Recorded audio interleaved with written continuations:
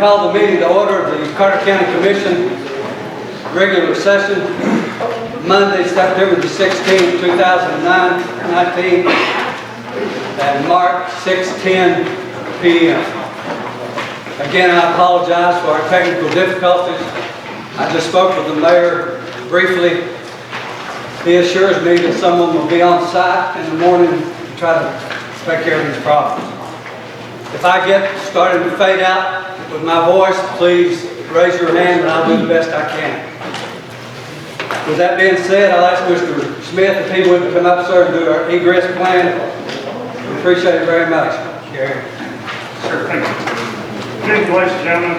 In the unlikely event that we need to evacuate the room for emergency situation, our primary evacuation route is the south entrance, which is Bell Doors on the monument side. The assembly point is the parking lot on the side of the building.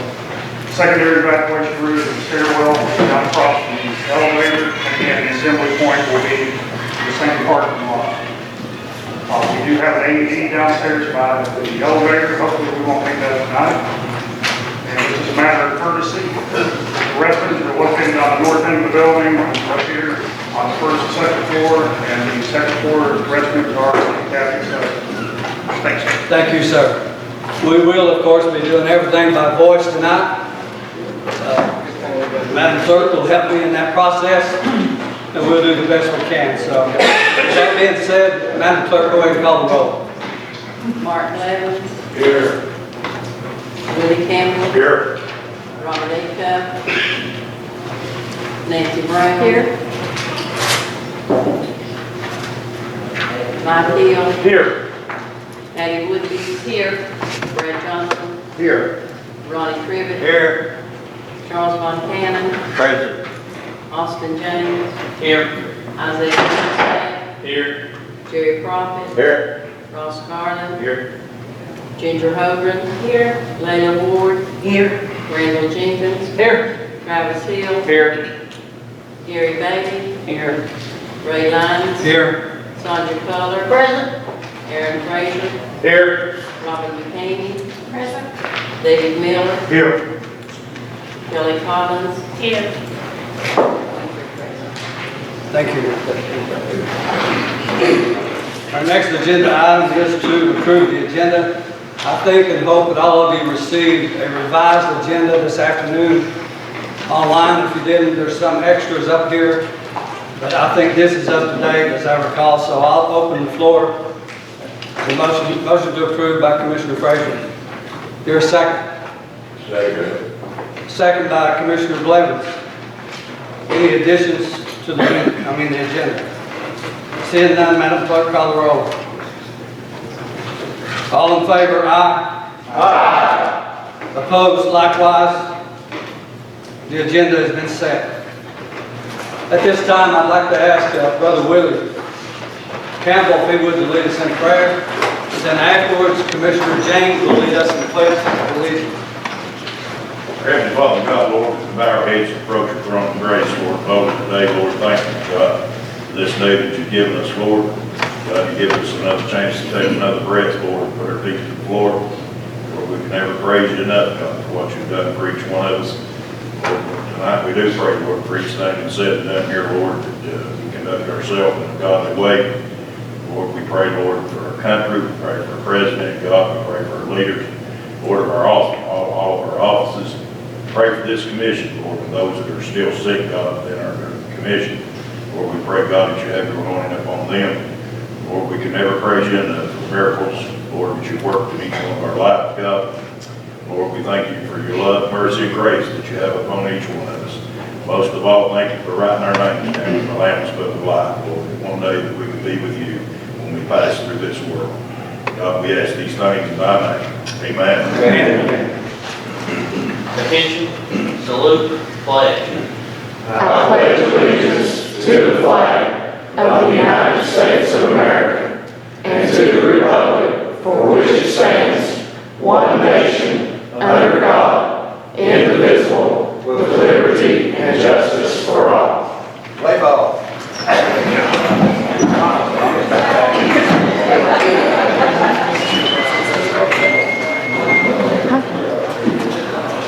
At this time, I'd like to recognize and show our appreciation for all of our elected officials, all of our appointed officials that may be in attendance tonight.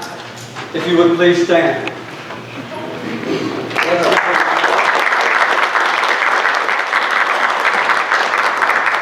Sometimes we forget the day-to-day work that they're involved in, and we appreciate it very much. Number 8 on the agenda, if you're following the agenda with me, number 8 is public comments. At this time, each person will have 5 minutes to comment. If you would like to come forward and do that, now's the time to do that. Yes, ma'am. Please state your name and your address when you come forward.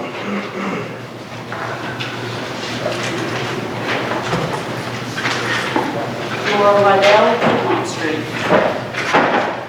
At the last planning and zoning meeting, there was an example given. If you get a permit to build a barn for a mule and now house lawn equipment in it, then you have violated your permit. We have proven that Recovery Soldiers houses men in the program that they run before graduating. We have provided proof that they call the property a transitional home. We have provided proof that the property is not within A1 zoning rules and regulations. I have met with and have been trying to work this out quietly for over a year. The property was purchased by Recovery Soldiers in December of 2017. So why was it not brought up to zoning rules and regulations? At the last planning and zoning meeting, the Suboxone Clinic was brought up for not being anything like what my neighborhood is going through. How is it different? It is a drug recovery running where it is not zoned for.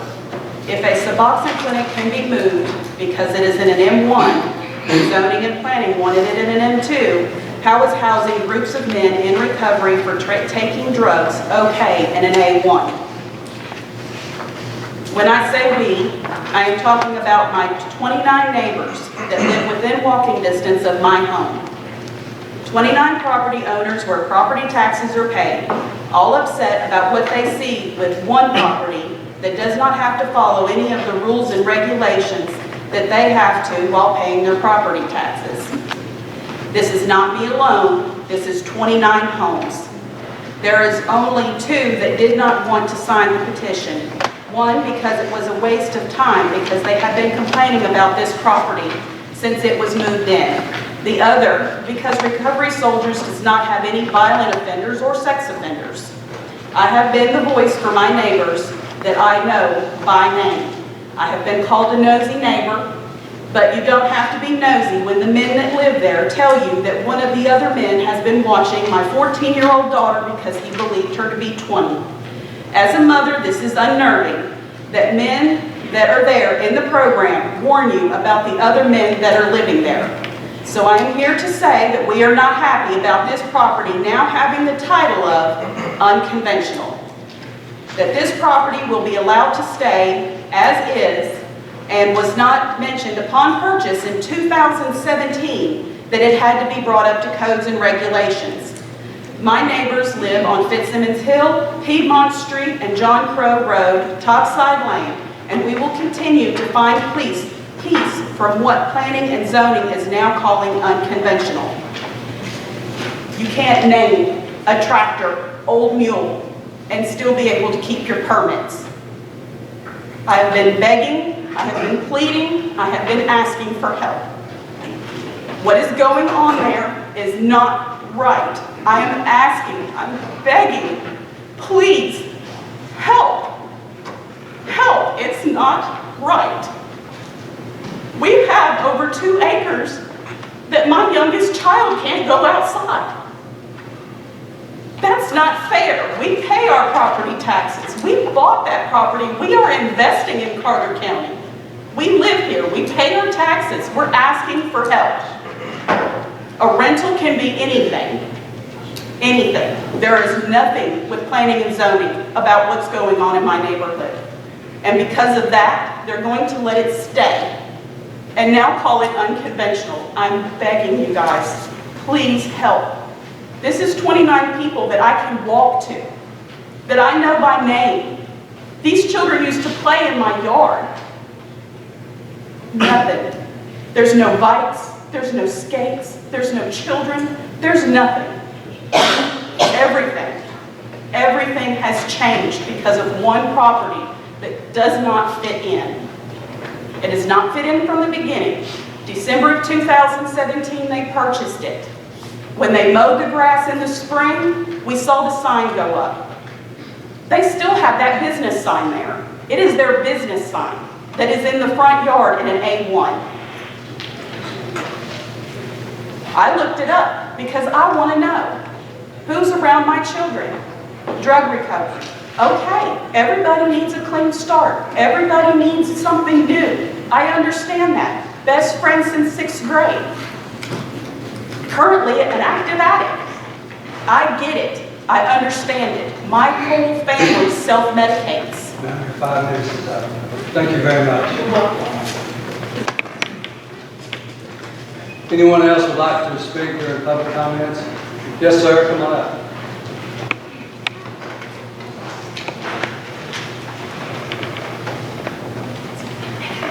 Please state your name and address if you would. My name is Chris Little, 165 Clay Little Road, Valley Forge.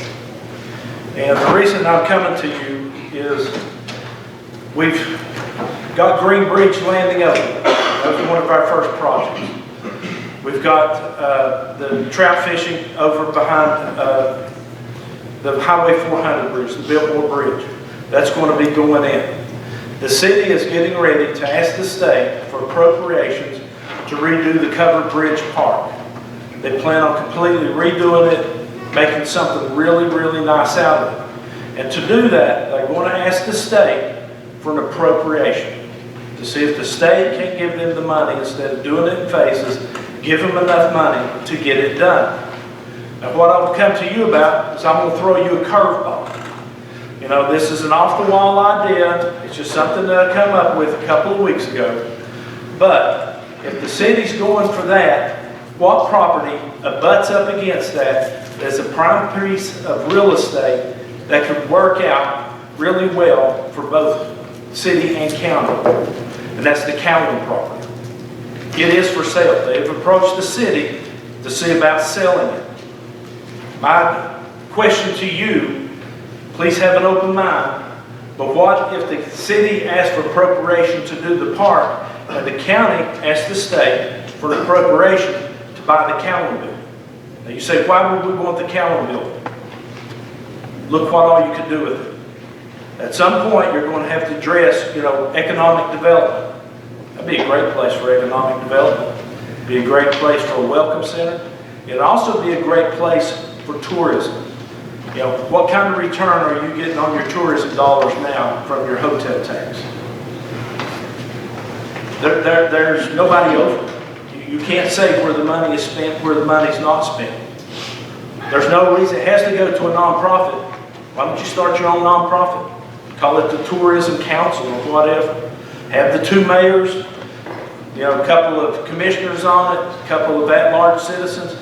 But now you can be over the money to see where it's being spent, how it's being spent, and what it's being spent for. But if the county would ask for an appropriation for that building for economic development, and the city is asking for an appropriation for economic development on the back side of it, with the two working together toward a common goal, what would be the chances that the state might actually approve that? Now, Timothy Hill has said that we need to ask for the appropriation in November so that they can get it on the state budget. All I'm saying, I'm throwing it out there. Nobody's ever heard of this before. It's a fresh idea, but it is. It's a fresh idea. It's something different. It's something that if you sit back and look at it and look at the possibilities, it works. And it makes sense. City and the county working together for the common goal. It's an excellent piece of property. And you say, well, how much does it cost? We won't get into that. I know they put a high price tag on it. There's also some concerns about the property that can probably be worked out with the federal legislators. But if the state's paying for it, if they turn around, if you ask for it and they turn around and say no, what are you out? But if you turn around and work with them and apply for it, and you get it, what have you gained? You know, it would just really work out for the economic development of this whole area, because if the city spends $2 million to turn that park into a top-notch, out of this world, you know, attraction, and with the covered bridge, we had our festival over here a couple of weeks ago. It was pouring cats and dogs. I mean, it was absolutely flooding. And there was a guy come around the barricade on a motorcycle with a woman. I waved him down, you know, it's like the road's blocked, we're not letting any people through. And he stopped and he said, that's okay. He pulled out a laminated map and he had 2 things marked on it. He said, we're just coming through, we're going down the East Coast looking at stuff. And he said, I want to know where this bridge is and where this ford is. And I told him, I said, we'll drive 100 feet. 5 minutes is up, sir. Thank you very much. Creative thinking. Mr. Chairman, we ask for a little bit more time from Chris Little. Go ahead, Mr. Dillon. How much time are you asking, Commissioner A Jenkins? couple minutes. 5 minutes? 2 minutes? I'll be real quick. But they wanted to see the bridge and the fort. Now this is people who were just traveling through and they had a map laminated with that on there. USA Today had that as the #1 covered bridge in the nation. But you look at it and it's ugly. There's no color from the trees. There's no flowers around it. That park is dated from the 40s. Nothing has changed. The city is getting ready to actually tackle it. That's their next project. Why not get the county involved and let's look at something that actually makes sense that we could move forward with and something to work on. Something that would help the city and the county. Okay? It's a great economic development chance. I just ask that you look at it. All it takes is, you know, resolution to ask the state for funding for economic development to purchase the property. If you get turned down, you get turned down. You're not out any money. But if you hit it, and I personally, you know, I've talked to the city mayor about this. The city was going to ask for the property in their appropriation. They're looking at putting Park and Rec there. Park and Rec don't need that. I mean, realistically, they don't need it. What we need is to turn that into economic development and tourism and a welcome center. We need to turn it into something that's useful for all the people of this community in this town. And, you know, just open your minds, think about it a little bit tonight. But in November, we have to send something to Timothy Hill asking for the appropriations. If the county don't ask for it, the city is going to ask for it. But I just see, you know, I'm a county resident and I've worked with y'all before on these other projects. You know, I see that this is something that could really tremendously be a positive for the county. And it could be a positive for the city, you know, reaching across that bridge and working together. It's all for the better good of all of us. Thank you. Thank you, sir. Well, and as I said, I would personally donate my time to help work out the intricacies, the difficulties, any questions between the two. I'll be the liaison, but I also know that Mike Simmerly is reaching out to the county commission, and I'm sure that Mike, of course, Mike hadn't heard this yet. But anyway, that's just an idea. Thank you again. Any other public comments? Any others? Come on up, Mr. Woods.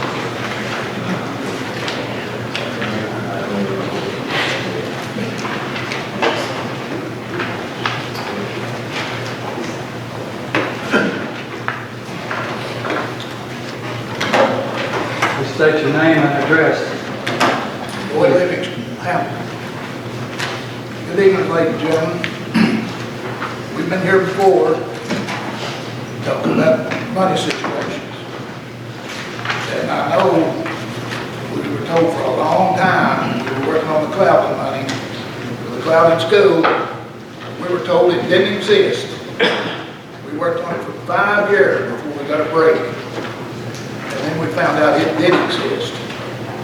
And it was bringing in right at $1.5 million per year roughly. And it come off the tax rolls starting in 14. And from then till now, it's brought in quite a bit of money, if you want to do the math on it. Now, we've been watching some more money here. With the finance department, we've been watching, they put the sheriff on financial management. And I've talked to people all up and down the road and all over the whole county, and they're concerned about this. They don't think the sheriff belongs on there. Because the 1981 Act, which we're under, it specifies who is on that committee. And you got your highway superintendent, you've got your mayor, and you've got your school superintendent. That's written into the Act, the 1981 Act. That's who they wanted on there, their office holders. But we ended up, and they brought the sheriff to the financial department and put him on as one of the members. And everybody that I've talked to, just about everybody seems that they don't think that's right. That's having a committee with office holders. Now, the sheriff come to the committee one time after he got on there. He said, "We want permission to utilize and put on the jail federal prisoners." And the committee, they just looked around a minute, and one man asked him what they could do with those federal prisoners. Could they work them or whatever? He said, "No," said, "all we can do is babysit them." So you don't get nothing out of them, but just in there and what trouble they can give you. And they tore the jail all to pieces one time that we know about, and we don't know how much more, but one time they tore it up good. They started at the 3rd floor, tore everything up with water and stuff from there to the bottom.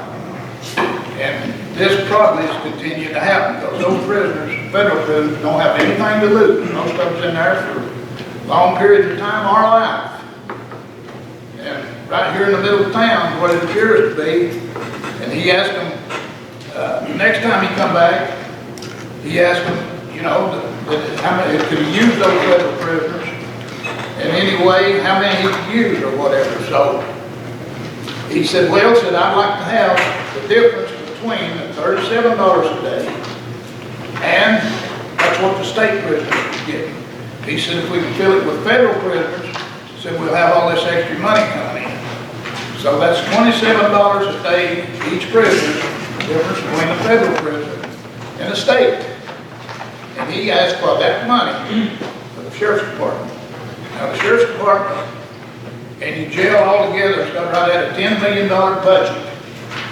Now, this money was asked for after the budget was set. Now, of course, we have an opinion, some of us, that the budget after it's set, any new money that was asked for that wasn't emergency or something out of the budget shouldn't be legal. Because if you can't abide by that budget, why even have a budget?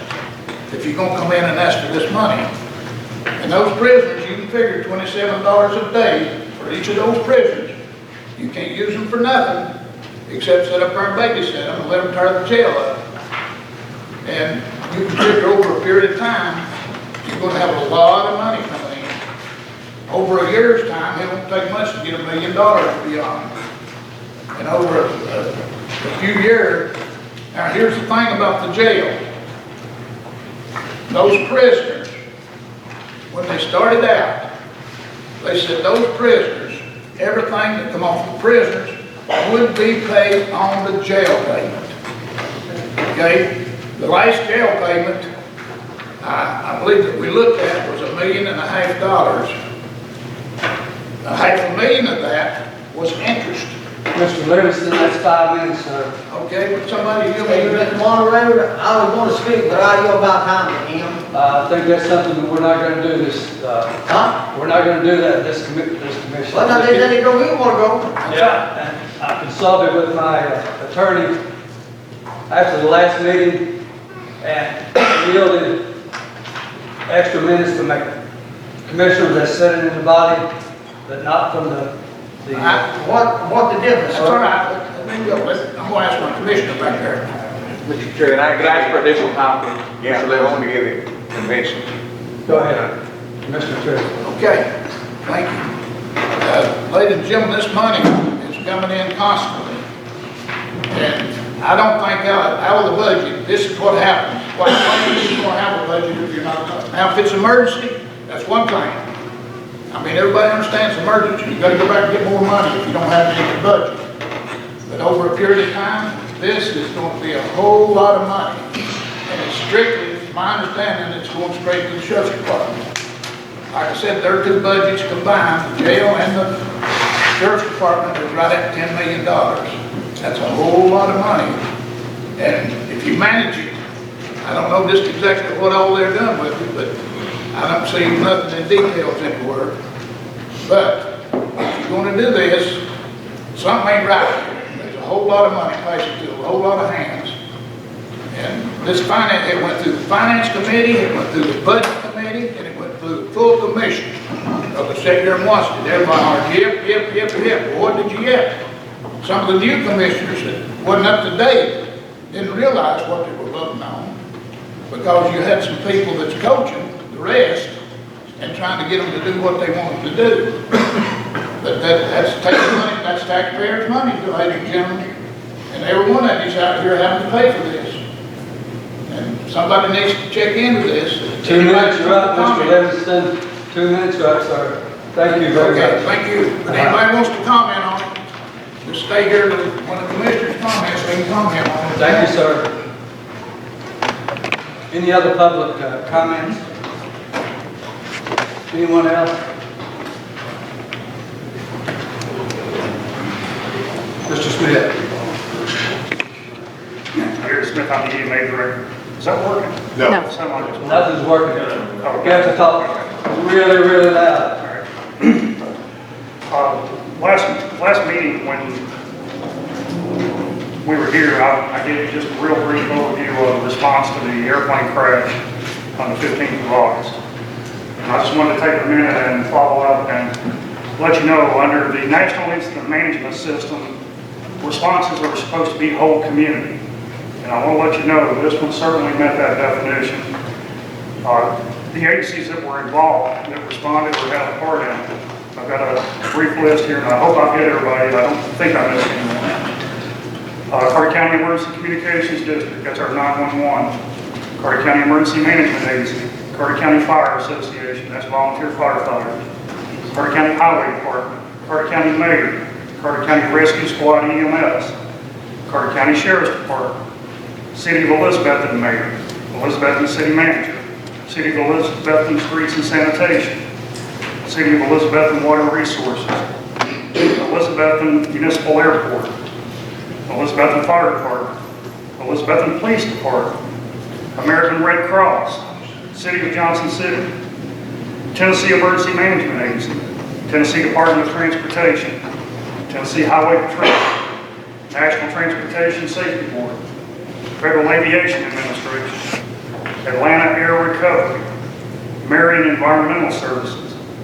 Chick-fil-A, Hardee's, and even private citizens that donated some water and ice to us. We also had great representation from the meetings, and the response that we got was a result of the investment in training and teamwork that we've made within the city and county. And we have heard nothing but great feedback from all the individuals involved. Folks from Atlanta Air Recovery actually told me that they have never had anyone set up scene security and safety like we did for that incident. So I just wanted to take a second and let you know that's some of your tax dollars at work. And I truly would put our team up against anybody in the world, bar none. Thanks, sir. Thank you, sir. I think it would have been an opportunity.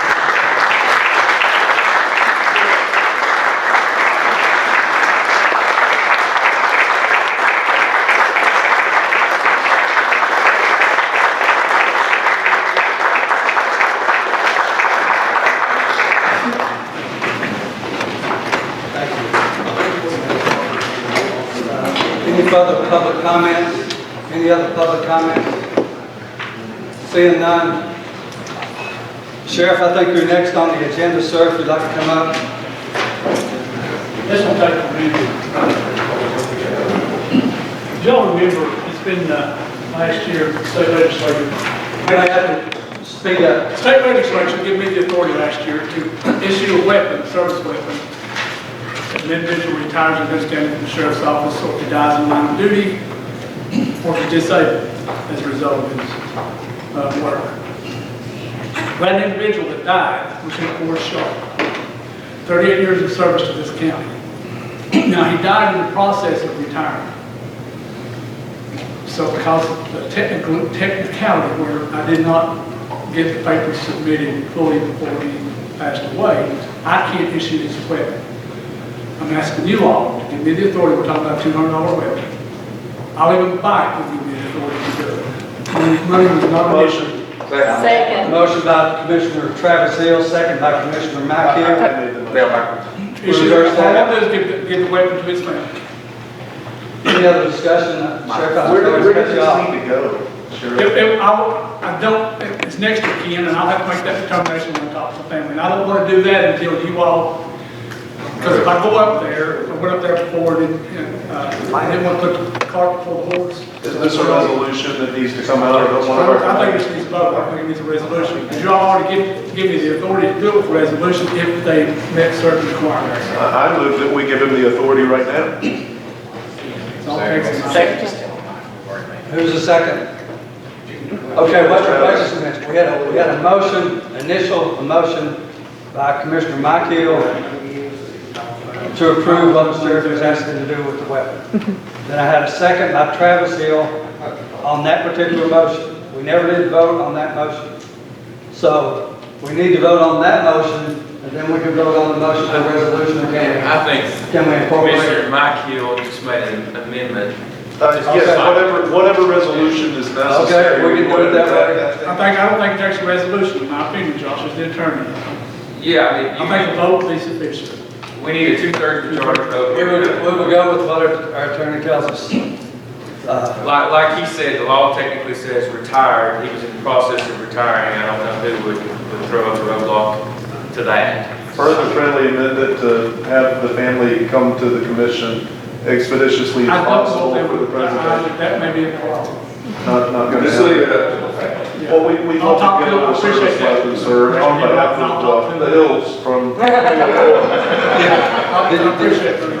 Thank you, sir. Did you get that? We got the motion. Commissioner Jenkins, you had something to say? Josh, should we make a policy for this?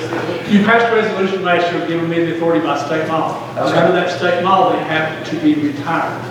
Okay, I understand. He passed away in the process of retiring. 38 years of service, I think that's the last one he did for his family. Least we can do for his family. And I can't do it. It's county property, so you all, outside of this statute that passed last year, you have to do this. Thank you, Sheriff. All in favor? Aye. Aye. Any opposition? Likewise. Thank you all very much. Thank you, sir. Passed unanimously. Thank you. Okay, if you look down to number 10 on our agenda, now we come to the election of the officers, board, and county commissioners. And the first one on there is the office of the chair. So the floor is now open for nomination of chair. Commissioner Frazier. I'll nominate Ray Lyons. Ray Lyons nominated. Do I hear a second? Second. Don't need a second. Don't need a second. I'm sorry. Yeah, no. Aaron Fraser. Aaron Frazier nominated Ray Lyons. Any other nominations from the floor? Other nominations from the floor? I make a vote. Commissioner Hill. Nominate Mr. Johnson. Commissioner Mike Hill nominates Commissioner Brad Johnson. I make a motion the nomination cease. Motion, nomination ceased. Do you hear a second? Second. You gotta get a Yeah, second. You gotta get a majority vote now. Here, motion and second to cease nominations, so it's Ray Lyons, Mr. Johnson. All in favor, aye?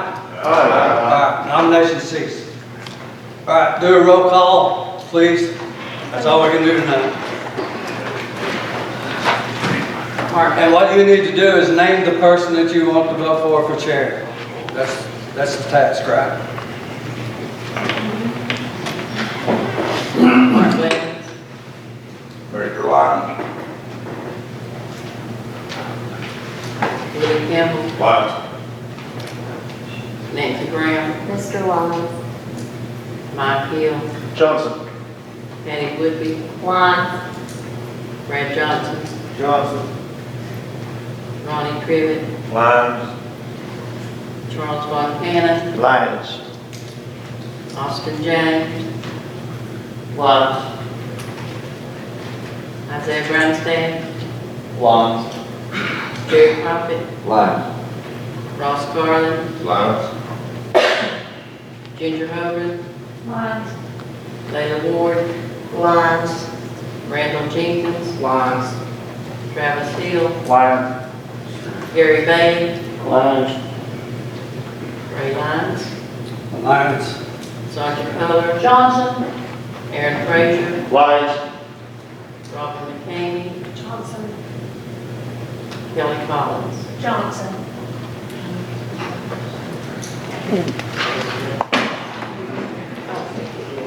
Daniel Miller. Lyons. You ready to vote? You ready? No, go ahead. Go Does ahead. anybody want to change their vote? Take your time. Anyone want to change your vote? For Johnson, didn't you? You voted for Johnson.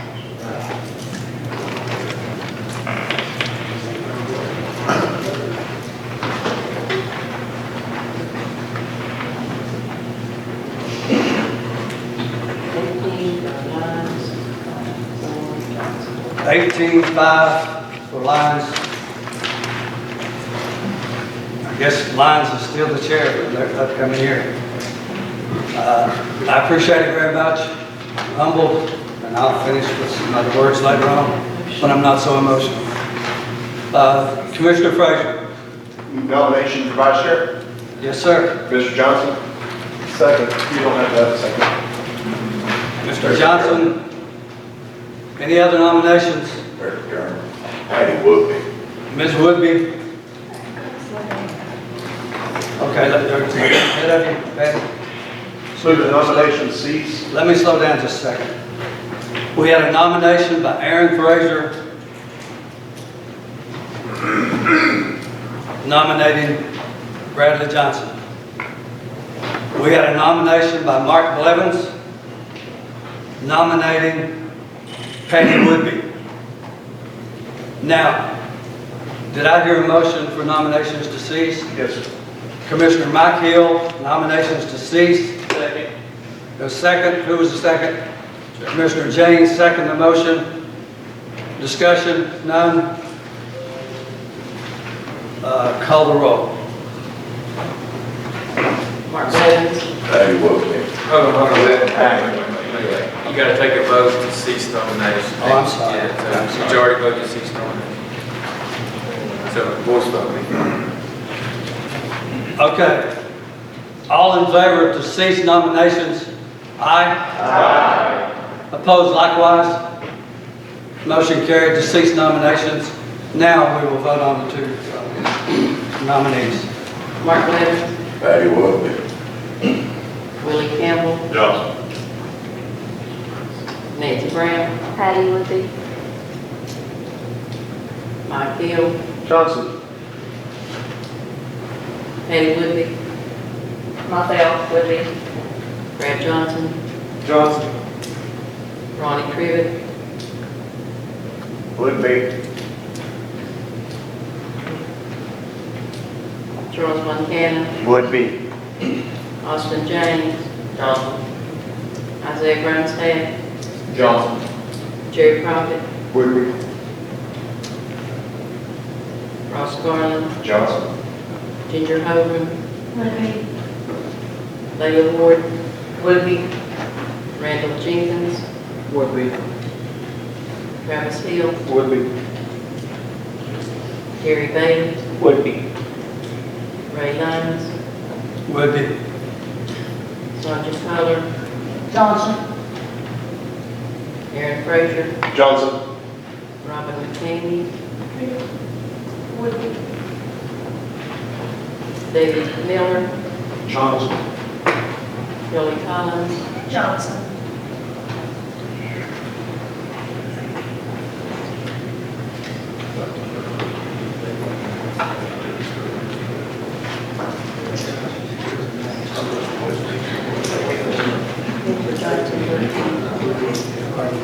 Does anyone want to change their vote?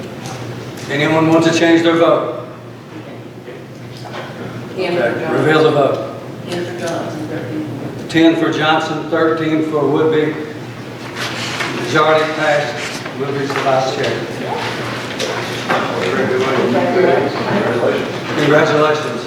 I might add this, I don't know of any other woman that's been chairman, vice chairman, commissions since I can remember. Sandra Keller was, Sandra Keller was.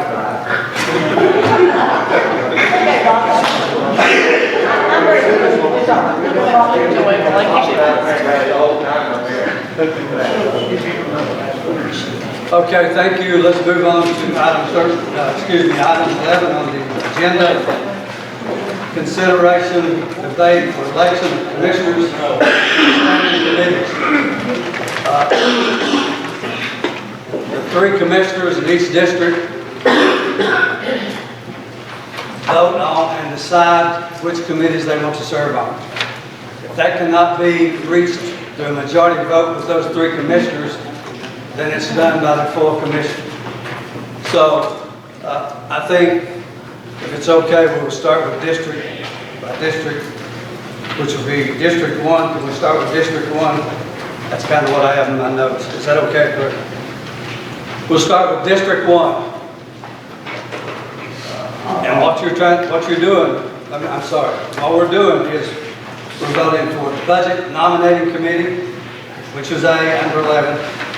Building and Grounds, that standing committee, and C, that standing committee. And it's up to the 3 of you all. And Dr. Acuff, there's a handout in your packet where Dr. Acuff said that he would be glad to do what those other 2 commissioners wanted him to do. I think that's a Ray phrase.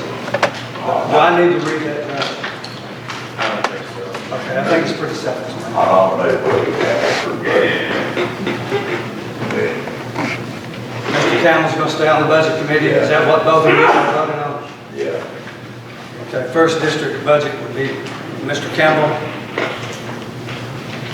What do you decide on the next standing committees? Building and Grounds, Health and Welfare, Law Enforcement, Rules and Bylaws. Very good. Mr. Acuff, that's the committees that he was on. Yeah. You keep track on this one. I recommend Mark Levens on C. Education, Highway, and Landfill. Okay, that takes care of District 1. Landfill, Mr. Blevins. We'll be on Education, Highway, and Landfill, C. Now, I want to come in just a step further with Dr. Acuff. He asked to remain on the Animal Shelter Board when we ever get that. So I want to make sure I noted that, even though we may not get there. Okay, District 2. We'll do the same process with District 2. If we can come up with you all making decisions, that's fine.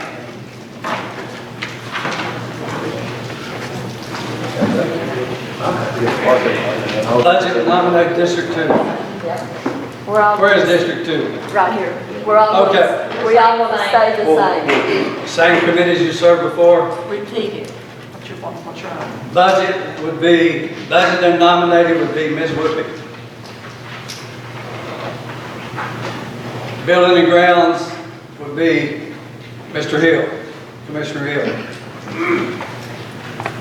Ms. Brown would be Education, Landfill, and those committees. Okay, good. What about District 3? Where's District 3? We're going to stay the same, Mr. Chairman. District 3 is going to stay the same as before? Okay. Repeat which committee you were on before for the sake of the clerk. I'm on the budget. Commissioner Trivets on budget. Ron Cannon on the highway, landfill, and education. Mr. Johnson's on the building grounds, law enforcement, health and welfare. Rules and bylaws. Okay, got it. Okay, moving along, District 4. Who's District 4? You guys in agreement or you? Somewhat.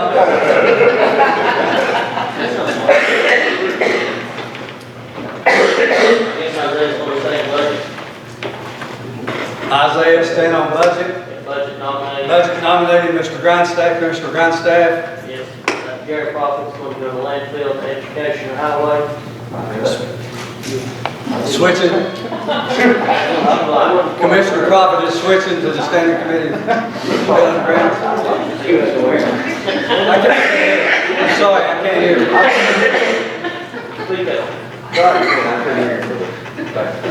Which committee, Commissioner Prophet, which committee are you going on? I would request to remain on the existing committees of building grounds, health, welfare, rules, bylaws, and law enforcement. Same one I've been on. Same one that you've been on? Correct. Is there still some discussion going on, Commissioner James, about? Well, I would like to take buildings and grounds if possible. So there's a disagreement with the So what's Mr. Grindstaff's? So, Commissioner Grindstaff, you want to try to chime in there and try to help, or you want me to? He said he would give me buildings and grounds. So you guys are going to change. We're going to swap building grounds for highway. Thank you very much, sir. Thank you. That's a good experience for you, Mr. Prophet.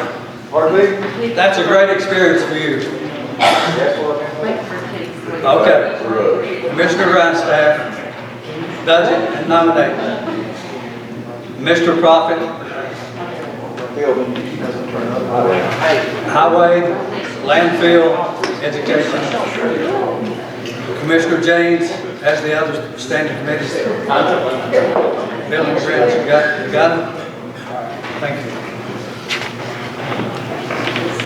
District 5. District 5, that's Commissioner Garland, Commissioner Holdren, Commissioner Ward. Have you all reached any kind of agreement, or would you like to reveal that agreement? Am I going to have to come out there and snatch it out of We do have a change, and I want to stay on budget nominating. Commissioner Garland's going to stay on budget nominating. I'm going to move to building and grounds. Commissioner Holdren's moving to building and grounds, health and welfare, law enforcement, that standing committee. Okay, that's it. Thank you. Commissioner Ward's moving over to education, landfill, and those. Thank you very much. Is that correct? All right, thank you. District 6. Mr. Chairman, we're going to stay the same. You're going to stay the same? I think Mr. Travis Hill staying on budget, myself staying on rules and bylaws, and Mr. Bailey, staying on landfill and highway. Thank you, sir. Did you get those, Betsy? Thank you, Mr. Jenkins. District 8. Oh. 7. I made a mistake, didn't I, son? District 7. I know I'm looking at the forms now. Should I sit down and go back here and talk, or what I need to do? I just as soon stay where I am, and I think you all have decided. Yeah, that's what I was going to say. Looking at the forms that were submitted, we're going to stay just like we were in District 7. Okay. I'm on health and education, landfill, and highway. Right. And I'm going over to building and grounds, that standing committee, and Mr. Frazier is going on budget and nominating. Is that correct, sir? Got it? All right. Commissioner McCullough. And I'd like to also stay on the animal shelter. Yes. Pardon? Will that be different? I think it's gonna be different. I'm gonna get back to these boards and stuff. Okay? Okay, District 8. Is that it? Is that it? We've done a good job? No, you got them ready to go. I was gonna take it ready. No, District 8, go ahead. Okay, we're going to switch between land and sell. So I was on building and grounds and so on and so forth, so I'll move over to highway, education, and land. And Ms. McCain is going on building and grounds, tax stamp committee. And Ms. Collins staying on budget nomination. Okay. And also animal shelter. And animal shelter. One of the things I should point out is just the standing committees, I was going to try to cover those all at one time, not overlooking any of the others. But on the animal shelter and those kind of things, I was going to come back and get that. Is that okay? So I'm making sure I'm not going to leave anyone out, like Parks and Rec and all of those different ones. Pardon? We do have to vote, yes. Okay. Now that you all have done such an excellent job of agreeing on, everyone agreed to stay and work this out, and that's a great thing. I appreciate that. Now, I'm going to open the floor for a motion to approve all these new committees. So moved. So moved by Commissioner Prophet. Second by Commissioner Mike Hill. All in favor, aye. Aye. Any opposition? Thank you very much. It passed unanimously. It's time to take a break. 10-minute break. 15-minute break. Okay, if you'll go ahead and look at the agenda. The next item is Financial Management Committee. Members, and I'm going to go ahead and say, under the statute, there are already 3 of those are automatic. One is the road superintendent, one is the school superintendent, and the other one is the county mayor. So those 3 are already in place, automatically in place. So now we need 4 other members, and I'm going to open the floor with Commissioner Austin James for nomination. Nominate Travis Hill. Nominate Travis Hill to have a second. Second by Commissioner Patty Woodby. Don't need a second, thank God. You don't need a second. Don't need a second. Any other nominations? I nominate Mr. Von Cannon. Ms. Woodby nominates Mr. Von Cannon. Commissioner Garland. Nominate Ginger Holder. Commissioner Garland nominates Ginger Holdren. Commissioner Grindstaff. I nominate Austin James. Commissioner Grindstaff nominates Commissioner James. Do I see another one? How many do we have there? That's 4 so far. That's 4. Floor still open. Commissioner Culler. I nominate Dexter Lunsford. Commissioner Culler nominates Dexter Lunsford, Sheriff Lunsford. Commissioner Jenkins. Nominate Aaron Frazier. Commissioner Jenkins nominates Commissioner Aaron Frazier. You keeping count, or are we moving too quickly? Too quickly. Mr. Chairman, I think the sheriff is an automatic. No, it isn't. Not in statute. What you're after is 4 commissioners, isn't it? No, no, sir. I've got it right here. Does that have to be a commissioner? No. 4 members. I'm waiting for the clerk to catch up with me. Excuse me. Wait, Mr. Wise. Yes, sir. Return. Dexter, Bobby, any kind of law that says no, good.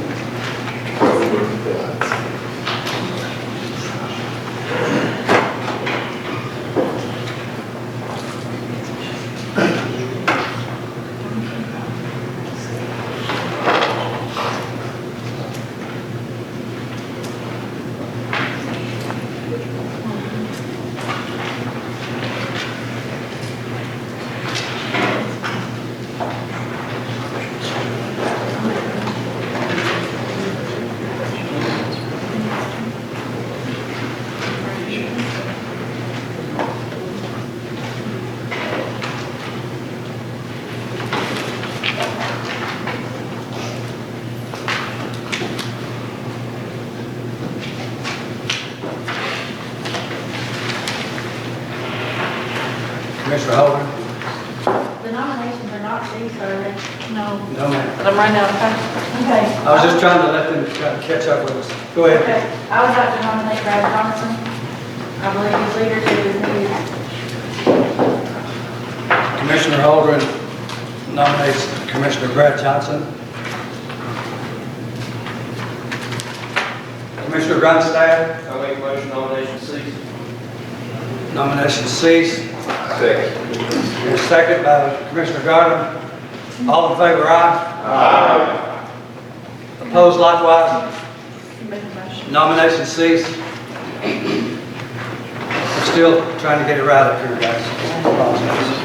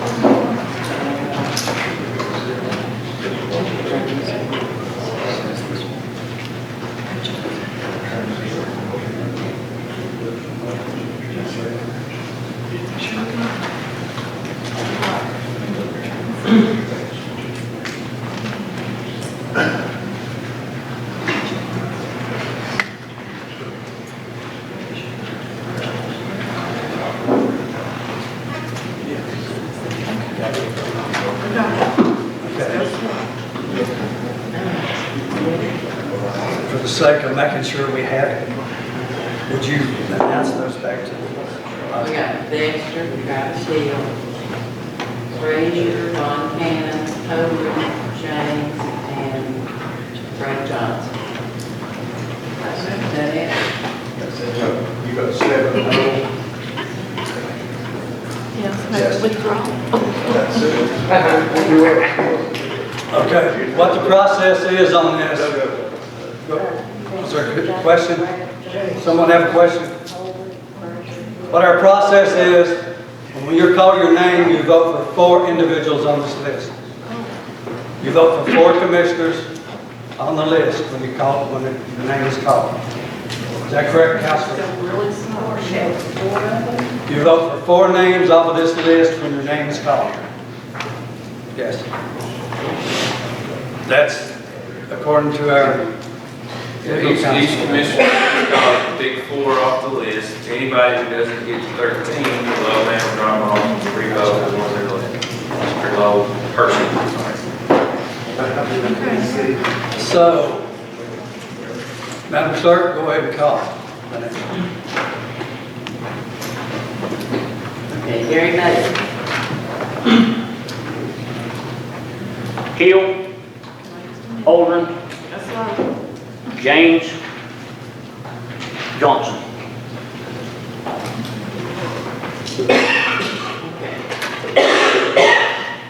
Hill, Hogan, James, and Johnson. Right, Barrett. Yes. Travis Hill. Hill. Holder. James and Johnson. Kelly Collins. Holden, James, Lunsford, Johnson. Repeat that, please. Holden, James, Lunsford, Johnson.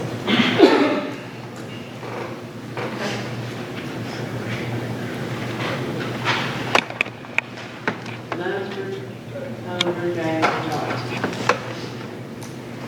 Lane Ward. Hill, Holden, James, Johnson.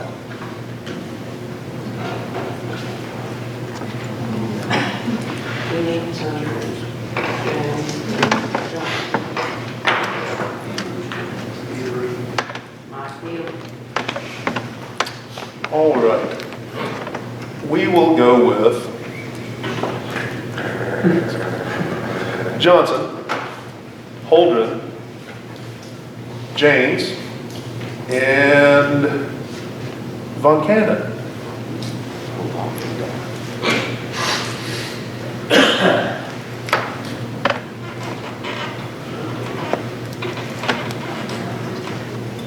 Montana, Holdren, James, and Johnson. Yes, Holdren, Johnson, James, and Von Cannon. Okay, Mark Levin. Bill, James, Holdren, and John. David Miller. Hill, James, Frazier, Johnson.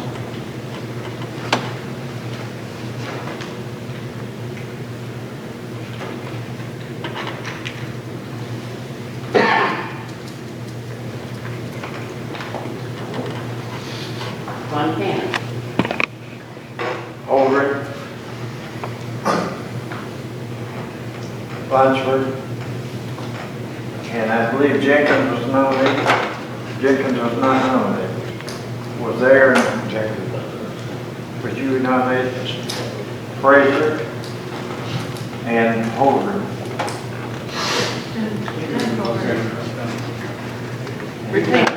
Repeat those. Repeat that. Repeat it. Repeat what you Okay, Holdren, Blanchard, Aaron Frazier, and myself.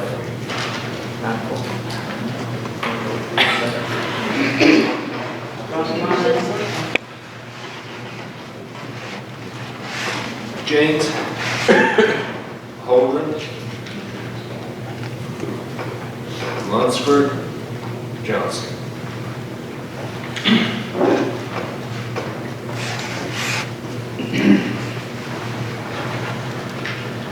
Here we got Dexter, Holdren, James. James, and Johnson. Yes, ma'am. Okay, Nancy Brown. Von Cannon, Hill, Holdren, and James.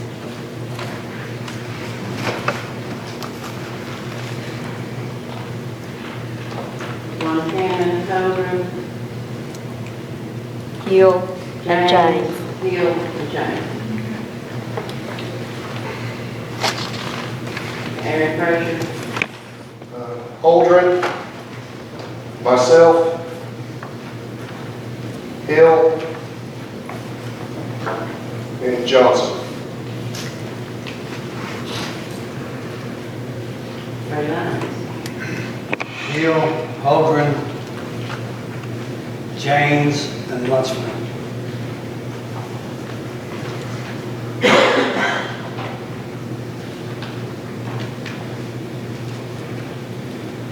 Jerry Prophet. Von Cannon, James, Frazier, Johnson.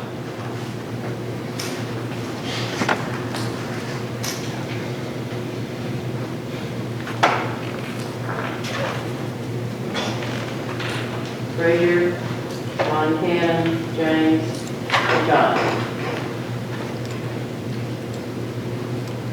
Austin James. Johnson, Holdren, James, and Hill.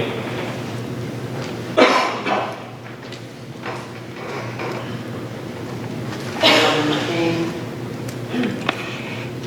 Holdren, Hill, James, Johnson.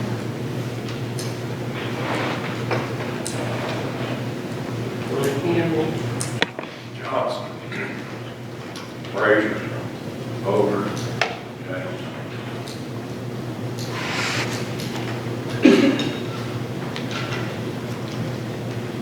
Frazier and Johnson, and who was the other two?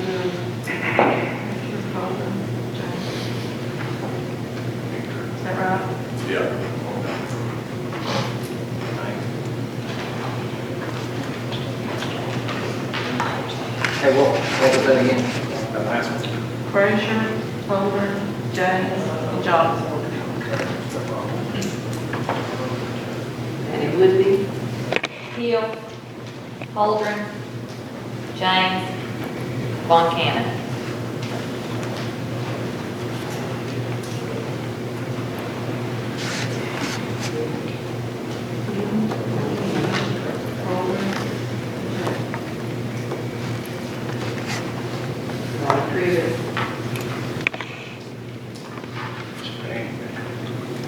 Von Cannon, Holdren, Johnson, James.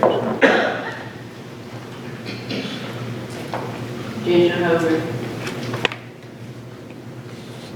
Johnson, Hill,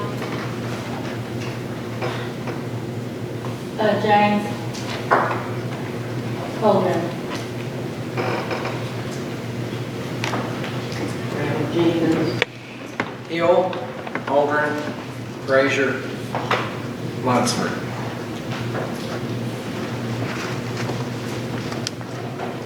Sonia Coler.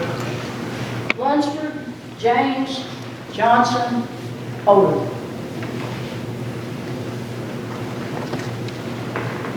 Fred Johnson. Hill, Lunsford, Johnson, Holden.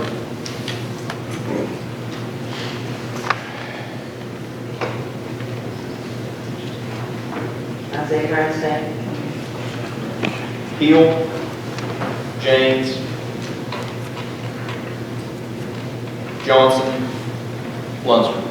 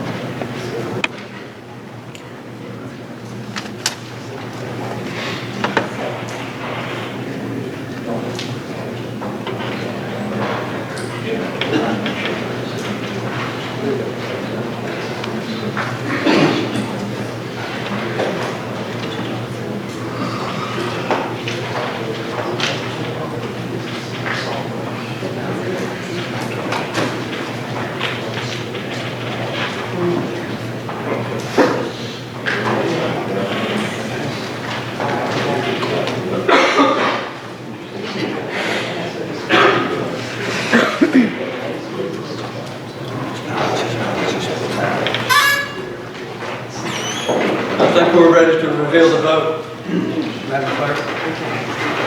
Ray Johnson got 18, Austin James got 19, Hoagland got 20, Juan Cannon got 6, Frazier got 6, Travis Hill got 15, and Dexter got 8.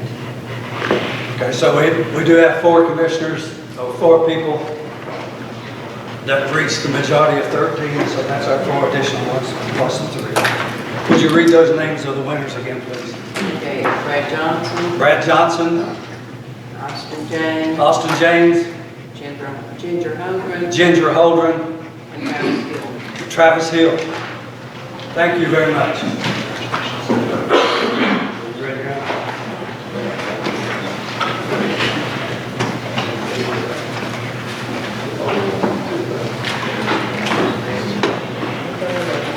Okay, the next agenda item is number 14, no, excuse me, number 13.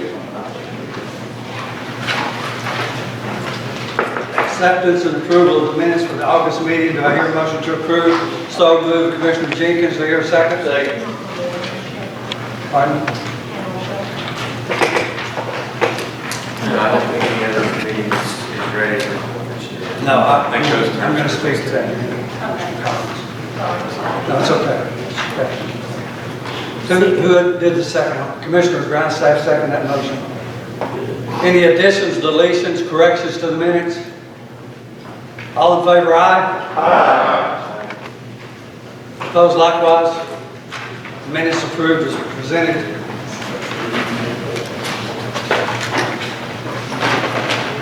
You have the notaries and the bonds in your packet. So I hear a motion to approve. Motion to approve by Commissioner James. You have an additional? Okay, I'm sorry. Go ahead. Darrell Sliger, Ashley Bass, Karen Richenberg, Susan S. Tester, Jerry William Teeter, Colton Bronson, Andrea Jackson, John P. Lewis, and Carmela Price, Sherry Ava Loach, Patricia L. Clausen, Rebecca L. Bowers, and approved John Henson's constable bond. Okay, those names being read, do I hear a motion to approve? I make a motion. Commissioner James approves, second by Commissioner Jenkins. Any discussion? All in favor, aye? Aye. Opposition likewise. Motion approved. Moving down to the next agenda item. Before we get to the resolutions, I want to make a comment or a statement if I could. The boards, such as the animal shelter, all the boards that are in your, I think at the bottom of your agenda, those boards will not have to be voted on tonight. Most of those will go back through a nominating committee and then back to the floor, with the exception of one, and that will be brought up, is my understanding, in the reports. Well, there may be other motions brought up in the reports. So that being said, let's get to the resolutions. Resolution A. Mr. Attorney, if you would read that, please. Yes, sir. This is a resolution approving the bylaws of the Carter County Industrial Development Board as amended. A copy of those bylaws should have been in your packets. Essentially, the only substantive change was that they will meet quarterly instead of monthly. And of course, if any business comes up, they can call a special call meeting, but that's really the only substantive change in the bylaws. It just requires commission approval. Your motion to approve the resolution. Motion made by Commissioner Grindstaff, second by Commissioner James. Any discussion on the resolution? Seeing none, all in favor? Aye. Aye. Opposed likewise? Motion passed. Resolution B, Mr. Attorney, please. This is a resolution to affirm compliance with the 3-star program requirements. This is something we do annually. We apply for the 3-star grant. We have applied for the 3-star grant. I believe that's $50,000. And it was awarded. Contingent on us saying that we're in compliance. The debt management policy was included in your packet. I've been instructed that the annual cash flow forecast does not need to be reviewed since we've not issued the debt. And we acknowledge that all departments are supposed to have internal controls. So that is the compliance. And vote on this tonight will allow us to move forward. Your motion to approve, Commissioner Jenkins, second by Commissioner Trivett. Any discussion? No discussion, all in favor, aye? Aye. Opposed likewise? Unanimous pass. Mr. Attorney, if you would read C, please. Okay, Resolution C is establishing a policy of the Board of County Commissioners which governs the protocol for ceremonies conducted or authorized by the board for the presentation of awards, honors, or formal dedications of bridges, highways, or other objects. And essentially, it sets out the protocol of who's to be included and how it's supposed to be arranged. If anybody wants me to read the whole thing, I will. Otherwise, I think it's self-explanatory. Your motion to approve. So moved. So moved. Who was that? Commissioner Mike Hill. Second by Commissioner Garland.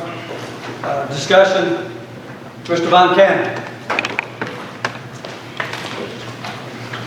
In the case of the protocols for bridge daming, etc., there's 3 or 4 things that need to be considered in this protocol based on my experience and Mr. McGill's experience, because not much of that was done before Mr. Hill came along, and then two occasions before our county mayor, new county mayor was elected. But number one, if you're a deceased veteran, you pay no fees for putting up the signs. And we didn't address fees in this, and maybe we shouldn't. But secondly, no fees for putting up the sign in the county. If the sign is put up on a state road, even a deceased veteran has to pay, the family has to pay $300. In the case of a state situation, only $300.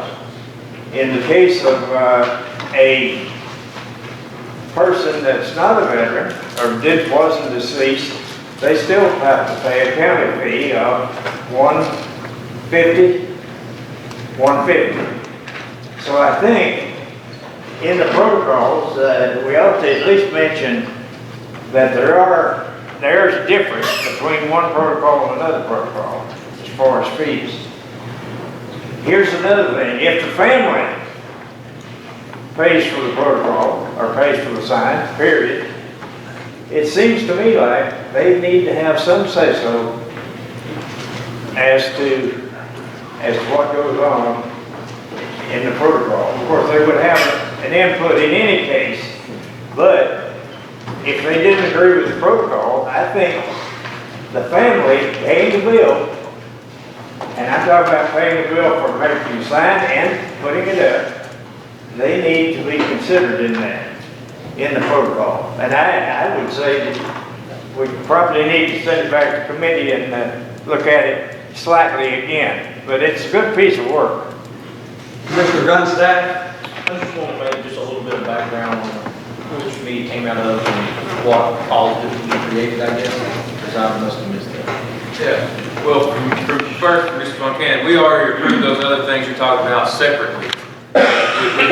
We have the bridge dedication policy that's adopted already with those things you're talking about, paying for the sign and we've separately adopted all that already. That could be a separate piece of literature, just like that could be a separate piece of literature, but it needs to be considered.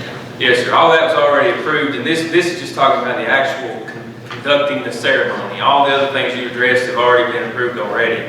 Just like procedures for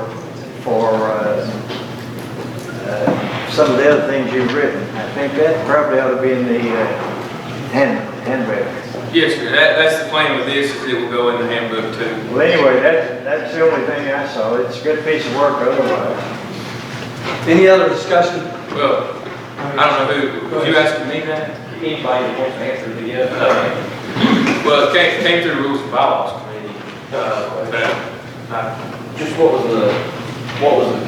what kind of, I missed where this started and originated. Let's go from that point. Commissioner Hill. I asked for the county attorney I asked this to be laid on the, either Health and Welfare Rule and Bylaws, I think it was Health and Welfare Committee agenda, After the occurrence of a couple of gaffes where some elected officials were not invited or included in the ceremony for ritual bridge namings, when I was the chair of the highway committee, I made sure that I invited as many dignitaries as the family wanted and as were gettable, and let them turn us down. There were a couple of unfortunate incidents recently with bridge dedications that just kind of made me think that this needed some sort of established protocol where we wouldn't leave anybody off that might reasonably be expected to be present. That's all, just a page in the rules. Other discussion? Seeing none, all in favor? Aye. Aye. Opposed, likewise? Resolution passed. I've been asked to take a 5-minute break so Patsy can go get some more forms to do all this writing. We'll take a 5-minute break.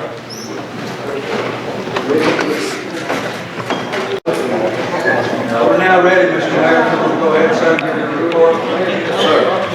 Thank you very much. First off, I just want to thank everyone for making the first year. I thought it was very smooth. Very smooth. It went very well for me, thanks to you guys. I can say a lot when I get up. That's what the committee's for. The committee chairs, let them do the hard work. And I just mentioned a few of things. I want to thank everyone for working so hard and working together. I think we worked together pretty good for the first year. So hopefully the second year will be even better. I already mentioned the 3-star program. We were talking about that. $50,000, that's, I don't know if it went in detail. I was talking to Mr. McLean from the school system. One of the biggest things for our students and our dual enrollment and stuff like and things like that is like gas allowance and stuff like that. So this money can be used for gas allowance, or if they go to TCAT or something, they need some tools to work with. That's what that money can be used for, just to help, help some of our students in dual enrollment and the TCAT. I got a call the other day, Alliance of Business Training got like $43,000 grant, and we're going to be using that for, try to use that toward the same thing for the, for our dual enrollment and stuff like that. That was our #1 priority when we had our 3-star meeting. We listed 3 things. That was the top priority: our dual enrollment, keeping our kids in school, and so that's a big thing. It's almost $100,000 up there, so we're excited about that. I was going to have a presentation on our broadband tonight, but the guys that were going to do it, they weren't quite ready. Maybe next month we'll get them here for broadband. Skyline, Skybus, they did give me some information. We've been in contact a couple times this month. They're in Avery County, having a big meeting with Avery County, and it's looking good for Avery County, and then they can just jump right over the line. They're already in Johnson County. They're licensed for Tennessee, and so I think it's a big plus. They're excited. I'm excited. If they just bounce on over the line from Avery County, once they get set up, they've been meeting with them, and I'm talking to Mr. Henson. He's one of the lead guys, and he says they're very excited about trying to work something out with us for the broadband.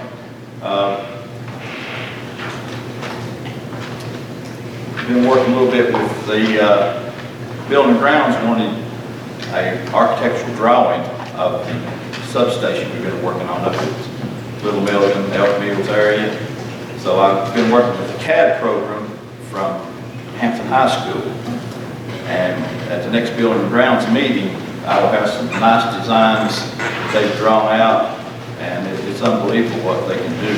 And they moved around, fit it in just where it fits, just right on that piece of property. We went up and spent about 3 hours one day. We got approved through the school system and through the program. We went for about 3 hours. It's amazing.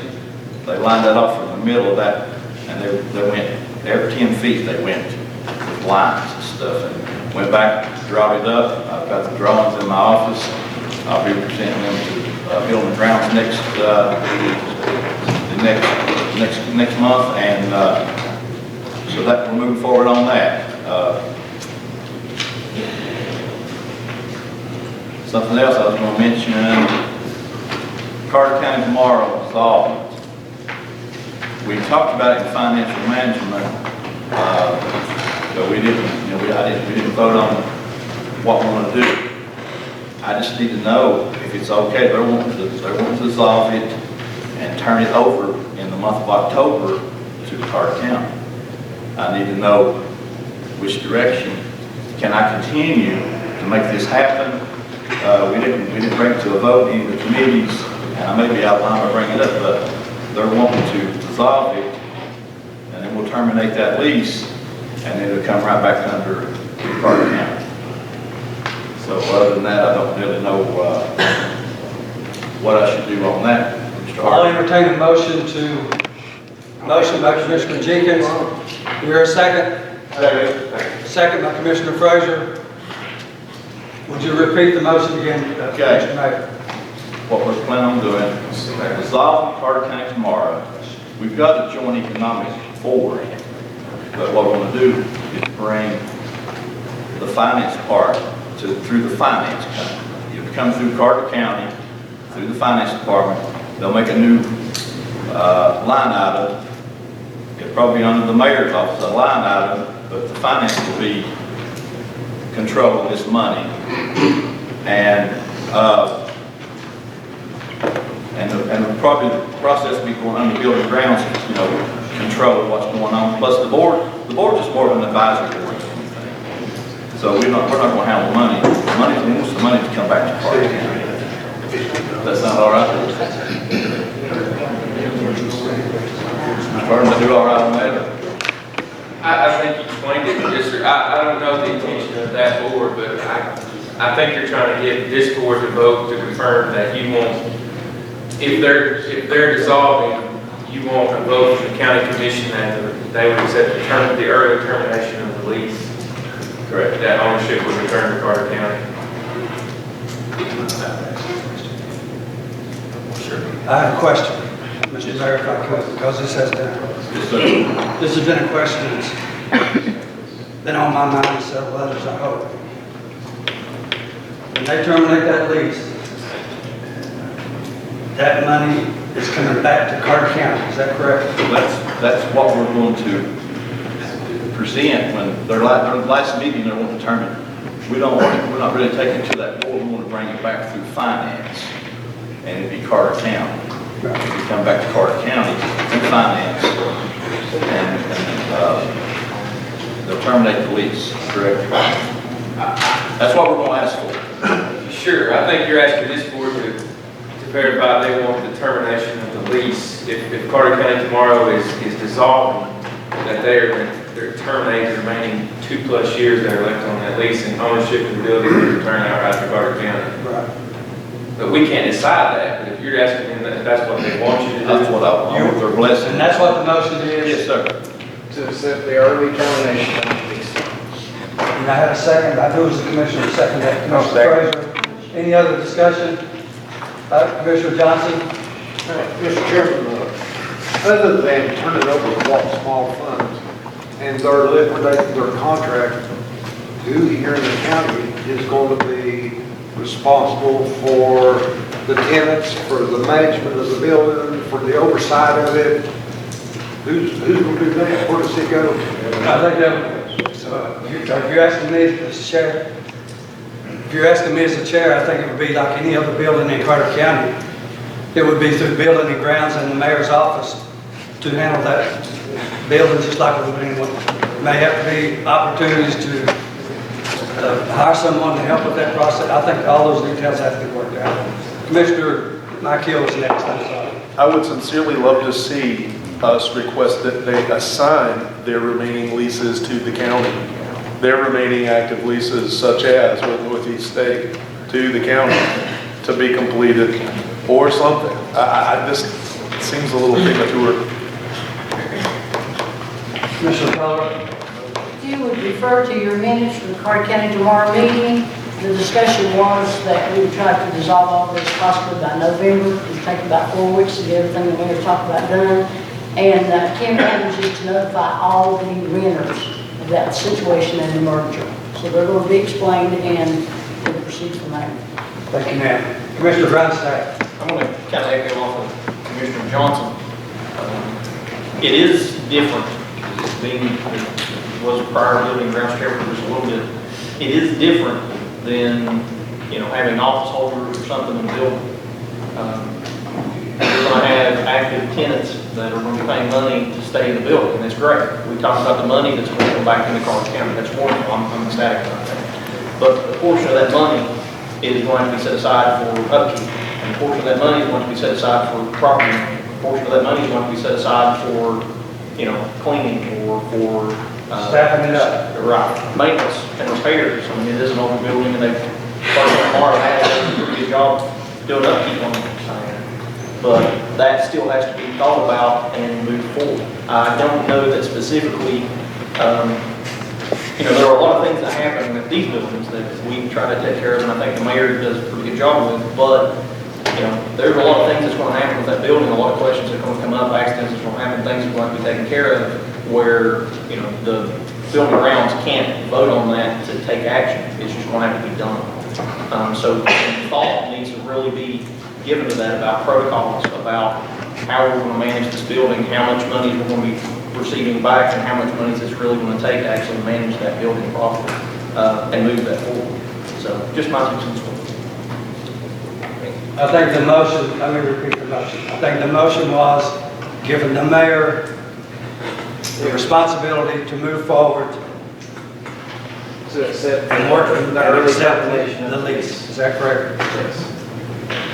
That's Commissioner the Johnson. motion that I made right now. Is to accept the early termination of the lease. Okay, Commissioner Johnson. Great Echo's lease, but Joe also in the Carter County tomorrow's minutes. We gained 2 employees, 2 full-time and 1 part-time. Who did they go with? I think there's 2 part-time out there right now. No, there's 2 full maintenance and 1 part-time, which is the manager, according to their reports. I may be incorrect. That's correct. That's correct. Is that correct, Mayor? Correct. Well, in terms of all the details, and I think some good information has been brought forth, those details will have to be worked out, I think, with the mayor, and again, with building and grounds, and with other people involved in the process. But I think we would be naive if we didn't try to take that lease back. Oh, yeah.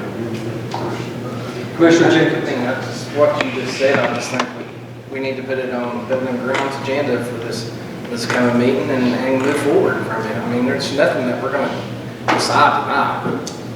This needs to go through a committee and we'll figure it out. Commissioner Collier. I was just going to say, I believe during the Carter County tomorrow meeting, Mayor Barnett and the Chair, Sam Laporte, discussed that they would be meeting with the finance director and making some shifts and figure out what to do with the employees and so on and so forth. Good. And so they're in the process of working that out. So there's really no action needed then? No, just the lease part. Just the lease part. We have to accept. That's good. So we have a motion, we have a second. Any other discussion? All in favor, aye? Aye. Opposed likewise?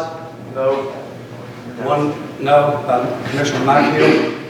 It passed, Mayor. So you Mr. Von Cannon actually opposed it as well. have 2 no votes. Mr. Von Cannon, I'm sorry, sir. I looked at you. Not well. 2 no votes. Commissioner Mike Hill, Commissioner Von Cannon. Motion passed. Proceed. We will be meeting with the chairman, Mr. Burke, Mr. Harden, and Mr. Day. We will be having a meeting. Just to get, we're not going to kick anybody out. We want to continue with our leases. People that are there. We're not going to. What we're doing, we're terminating the lease with Carter County tomorrow. We're not doing it with the other tenants and stuff like that. We're just going to bring them over. That makes sense? So, Ms. Carter, all right? Yes, sir. I don't really have details about all their subleases and what their terms are as far as assignments. We can't make them assign us anything or anything. I think what you were after and what I'm concerned about is just the commission wants us to move forward and accept ownership of that building and allow the early termination of our lease, which is all we can control. Thank you. One other thing, this is just a little information cleanup. We're already dry season around. We'll get bad. already, no burning in Gatlinburg, Superior County, we just got a notice just a few minutes ago. Pigeon Forge, no burn policies down there, so it's really dry. I worry about that because it's, things are starting to die out. I just want to pass that along. They're already starting no burn policies. Thank you, Mayor. Any questions? Thank you very much. Okay, we're down to committee reports. Budget. Chairman Garland.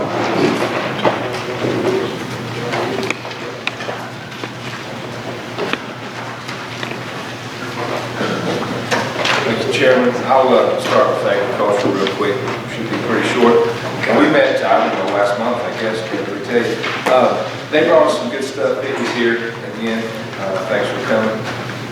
They had who was that came to you on that computer? Our sheriff's department? Elizabeth and Sheriff. Okay. Elizabeth and the police department came and I guess did a little training in their office. They had some recommendations as far as what they'd like to see done to that building over there. An outdoor lot was mentioned. We took care of that. I think Travis talked to Rob Tony or something like that, got there to take care of it the next day. So they've got a new street light sitting out there to kind of shine on their parking lot. But they also mentioned security system on alarm on windows and doors, camera and monitors to see who's approaching, exterior, interior locks, things like that. And I'd like to recommend that or bring that to building and grounds at some point, just to kind of get that on that list of some things that we can do over there to help them out a little bit. And of course, they're always active in programs, classes, activities, a lot of stuff going on. We'll have one more meeting, I think, in November to close out the year for them, and that should be it. But that's all the agriculture report I have. Anything you have here? Any questions, agriculture? I'd also talked to, got fellas come and take a look at the Christmas tree. I think the health of it's been mentioned a time or two. Might have some possible disease or something like that, but they've said it's been in bad health for many years, but it's overcome the odds. So it's been there a long time. We will have some professional come look at that arborist to give some recommendations as well. That's all I have on that. We'll move on to budget, and if we'll follow along. Brad did a good job of preparing this. My little cheat sheet here to go along with the minutes. So if you want to grab those, and if you got questions to come from there, and also the amendment lines also. But first item I do want to mention, and this was Brad, they've done a good job with this. 1920 budget was approved by the State Comptroller's Office. That was August 12th. No issues were noted or found, so I would thank everybody for all their hard work in that, and committees. Brad's office holders, everybody, so it turned out good for us. Also included in this, there's a printout in here as well, an analysis of the general fund balance. We've had a chance to look over that. Hopefully, fund balance is like 9.75 million, so we're in pretty good shape. That's something we can all be proud of, and hope to keep that hefty and the way it looks now. So once again, good news there.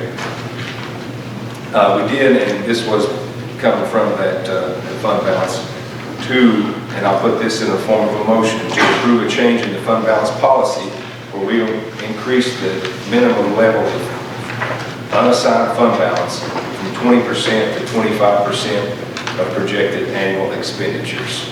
Is that form of a motion? Yes, sir. Sure is. Second.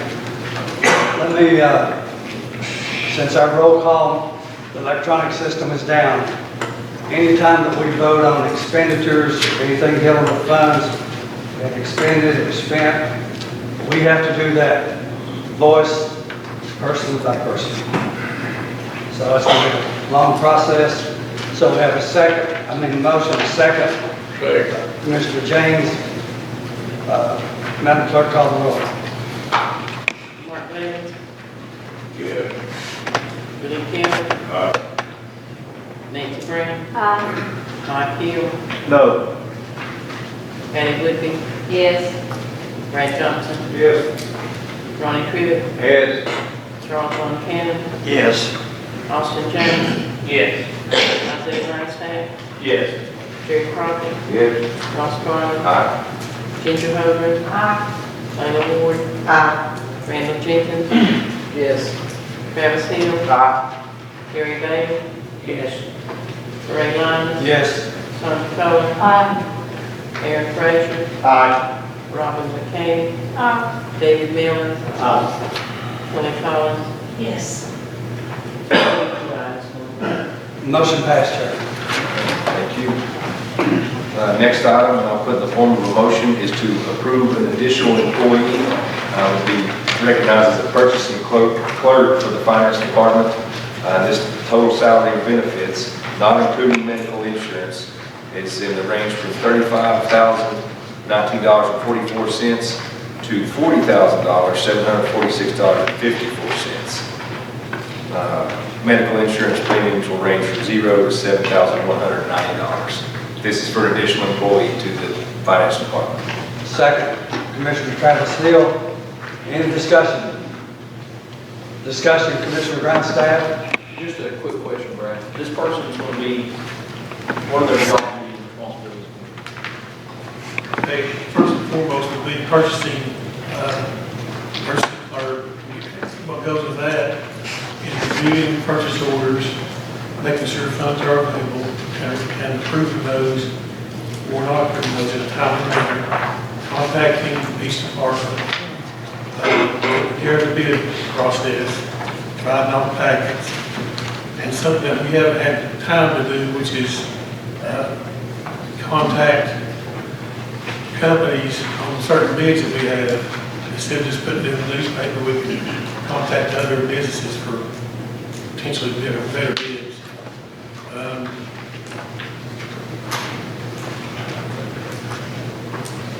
Schedules all the bids and assist in getting the bill set up. Compile, maintain, and approve vendor listing. Ensures compliance with county purchasing procedures and state and federal law.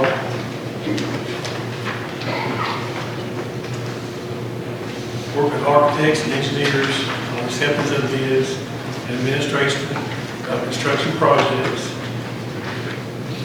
Assist department heads in properly disposing of county surplus property. Monitors and evaluates performance of vendors. Prepares report of all formal bids for county commission approval. And other purchasing and finance department duties as assigned. Other questions? No other questions? Commissioner Whitby? Brad, is your salary in range with the other employees that are in the office? It's a little less than most paid. Any other questions? Commissioner James? When you're saying a little less pay, what do you, so it's just under your lowest one, is that what you're saying? What's your average length of time your employees have been there now? Say probably 12, 14 years.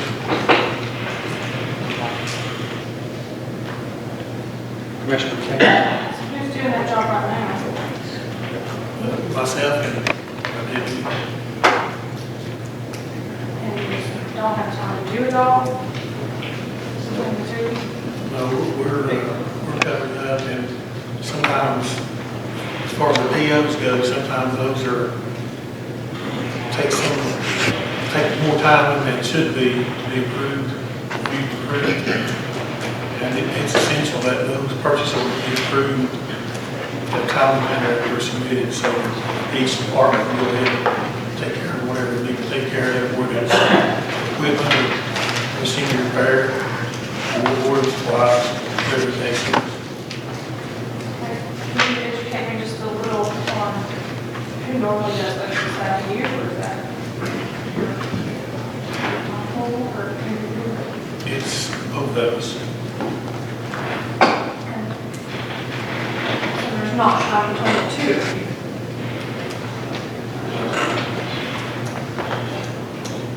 Commissioner Frazier? What is the average size of the department that would be covering and doing the same size of the job that you're currently doing for a similarly sized county? That's including covering and doing all the purchasing for the school board. It's with Jefferson County, and they're population is 2,000 or 2,000 people less than ours. And they have, there's 81 acts, centralized, school and county. They have 12 employees. We have 6. But how many, sir? 6. No, how many Jefferson County? 12. Commissioner Hill? Oh, that covers my question. Commissioner James? What, I heard at the end you said other duties. What other tasks do you assume this employee will be taking on? We're ready, we're in the process of invoices, Is there another employee that's overwhelmed, or, I mean, is it, you know, or is one going to be enough for the problem, or, you know? that's where we'll start. Commissioner Von Cannon? Mr. Burke, you, I think, read the salary range. Did you give us, and you gave us the duties, is there a formal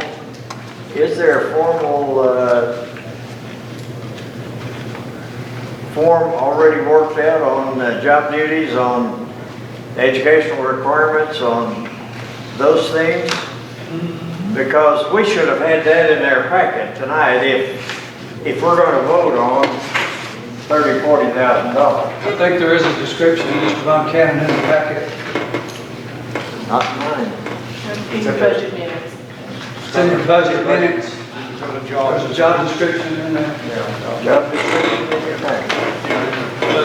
It's in the minutes, sir. Most of it's. This was also brought from financial management, it came from financial management, brought to us, you know, to recommend the salary. I withdraw my statement. Commissioner Johnson? I just want to address the complaints that everyone's work out maybe a hefty understand. The daily operations here in the county causes, it's caused by several things. One is our economy is improved. We have a lot of work ongoing by our various departments. There's always been a backlog on our purchases. It come down to the point this past month that I know the courthouse is we're trying to solve problems called purchase order cannot be expedited fast enough before it has shut a job down by one of our departments. By the time we get done with all we always say, we need to write an RFP. We have to get purchase order done.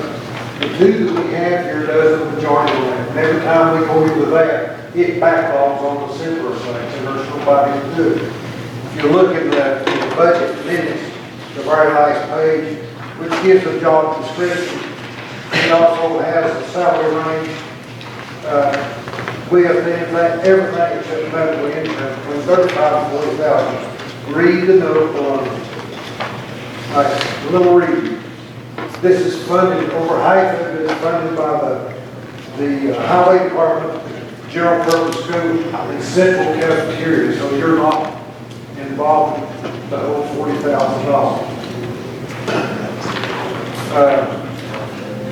Matter of fact, we should have even more than one to be hired. If you see the work that has to go through there, there's so many departments, and it involves how we perform our work, service to a taxpayer, and be able to sit on the desk and come into conversation between the director of finance and myself. So I want to know how long the purchase order sits on that desk. I had some over a week ago. It's not from negligence, but no move. And now, since they've got things halfway straight, they're taking to where after we had a stoppage, they don't sit on the desk more than 2 days a period. Okay, so there's more than the finance department's eyes watching. Thank you, sir. Commissioner Frazier? One last question. Can you at least tell us what the educational requirements for the position are, or if there are any? I would think it require a college degree or equivalent experience. Any other questions? Does that last comment not need to be stated on the job description? Because when I asked this same question in the financial management committee meeting, you said there was no minimum educational background required. haven't really worked on that portion of it yet. Don't have ready, is the job description. I was gonna kind of wait and see if it's approved first. We typically like to know all the details before we vote. Commissioner Mike Hill. If you want me to vote on something, I'm gonna need all the details, and I prefer it not to be handwritten in the margin. This is really terrible. Thank you for the, Commissioner James. Question? Oh, I was just gonna say, before we vote on this, I would like to know what kind of education we're going to require, you know, whether we are high school diploma, college, something, associate's degree, bachelor's, business administration, what? That's the only thing I'd like to have on Sunday. Got a motion, you got a second? Got a lot of discussion. Madam Clerk, call the roll. Mark Levinson, No. Willie Campbell, Nancy Brown, Mike Hill, No. Patty Whitby, Yes. Brad Johnson, Ronnie Crivitt, Charles Montana, No. Austin James, No. Isaiah Grandsted, Jerry Crockett, Ross Garland, Ginger Hogan, Layla Ward, Randall Jenkins, Travis Hill, Gary Bailey,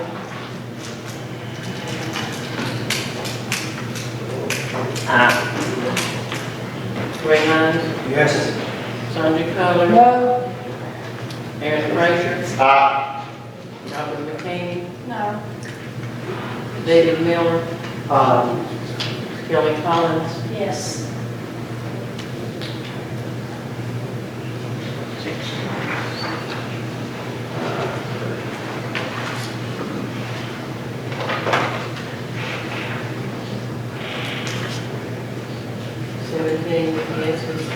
Motion passed, Chairman, go ahead. Thank you. Next item is a motion to approve General Fund 101, amendment number 2. It's a total of $885,000, $885,045.72. 5 items, $84,956.01. Coming from fund balance, $2,570 will come from unassigned. The unassigned fund balance is to cover matching funds for a grant. That's the motion. Motion. Yes. Your second. Commissioner James, second. Discussion? Discussion? Madam Clerk, call the roll. Mark Levinson, Willie Campbell, Nancy Brown, Mike Hill, Patty Whitby, Brad Johnson, Ronnie Crivitt, Charles Montana. I'm sorry. What is that? What did you say? Say it again. We didn't hear you. You voted aye. Oscar James, Isaiah Grandsted,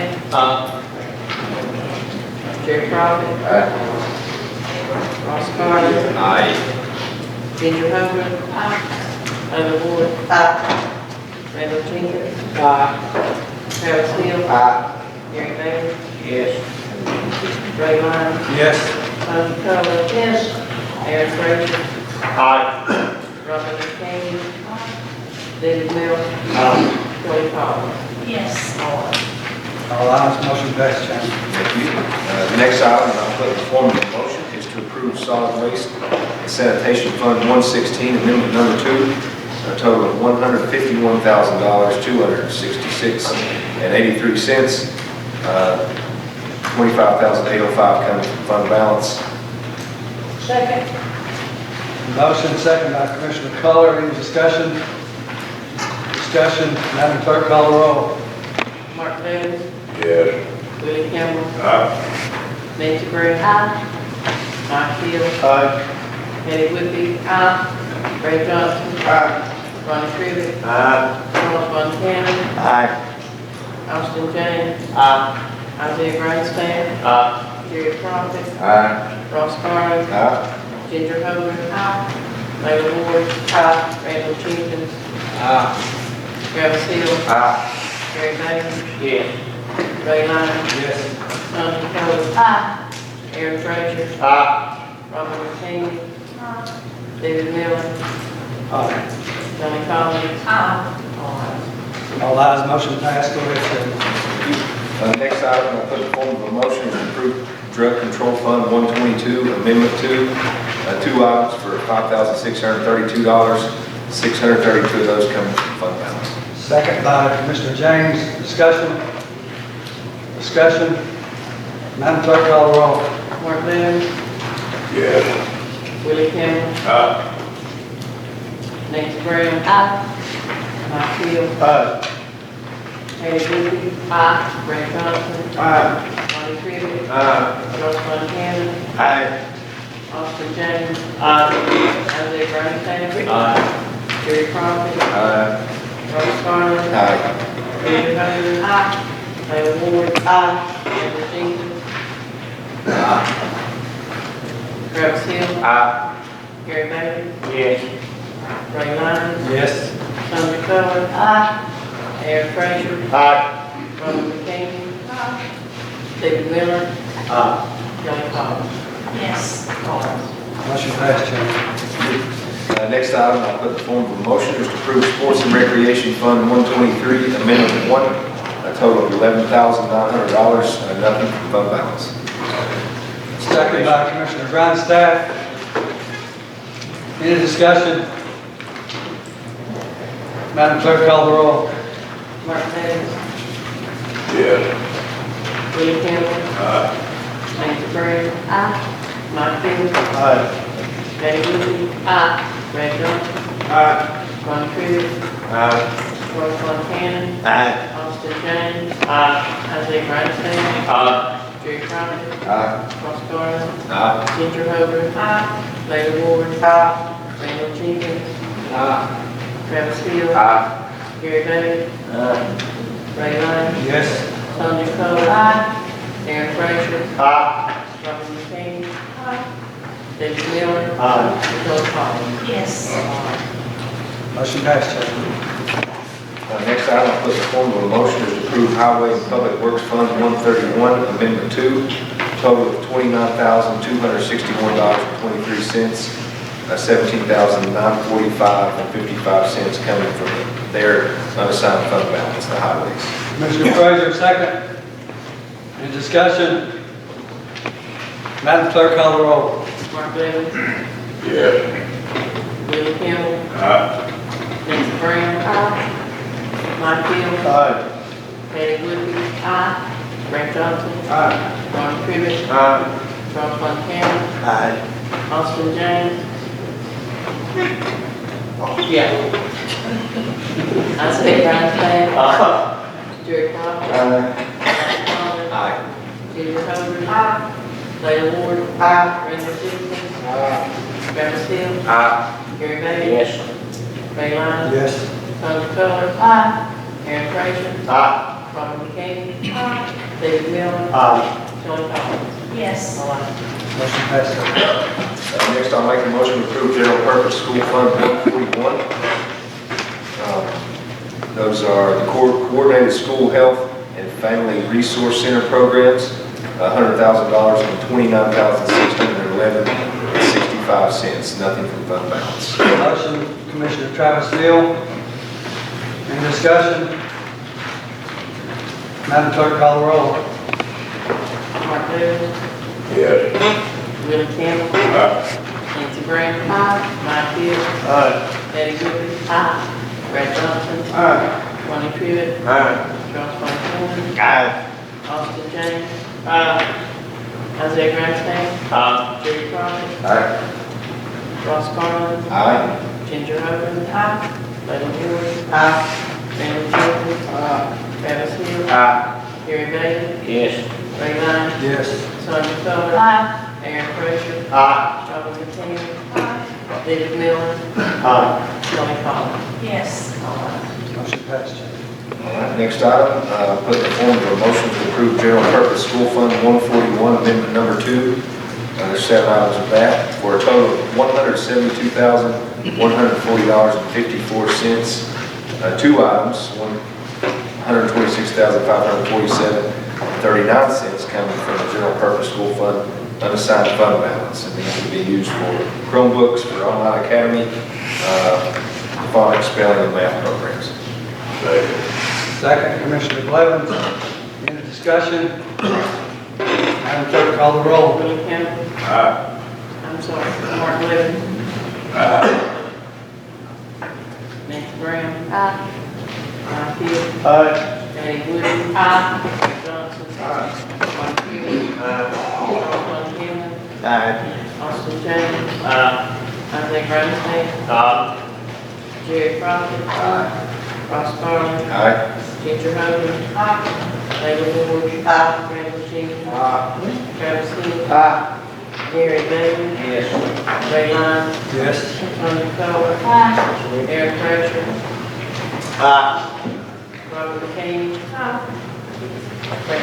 David Miller. Joe Thomas. Yes. All right. Motion passed, Chester. The next will be a motion I'll make the motion to approve monetary donations made to the animal shelter, $517.68, and the drug control fund, $310.53. Second by Commissioner James. Any discussion? Madam Clerk, call the roll. Mark Levin. Yes. Willie Campbell. Aye. Nancy Brown. Aye. Ron Hill.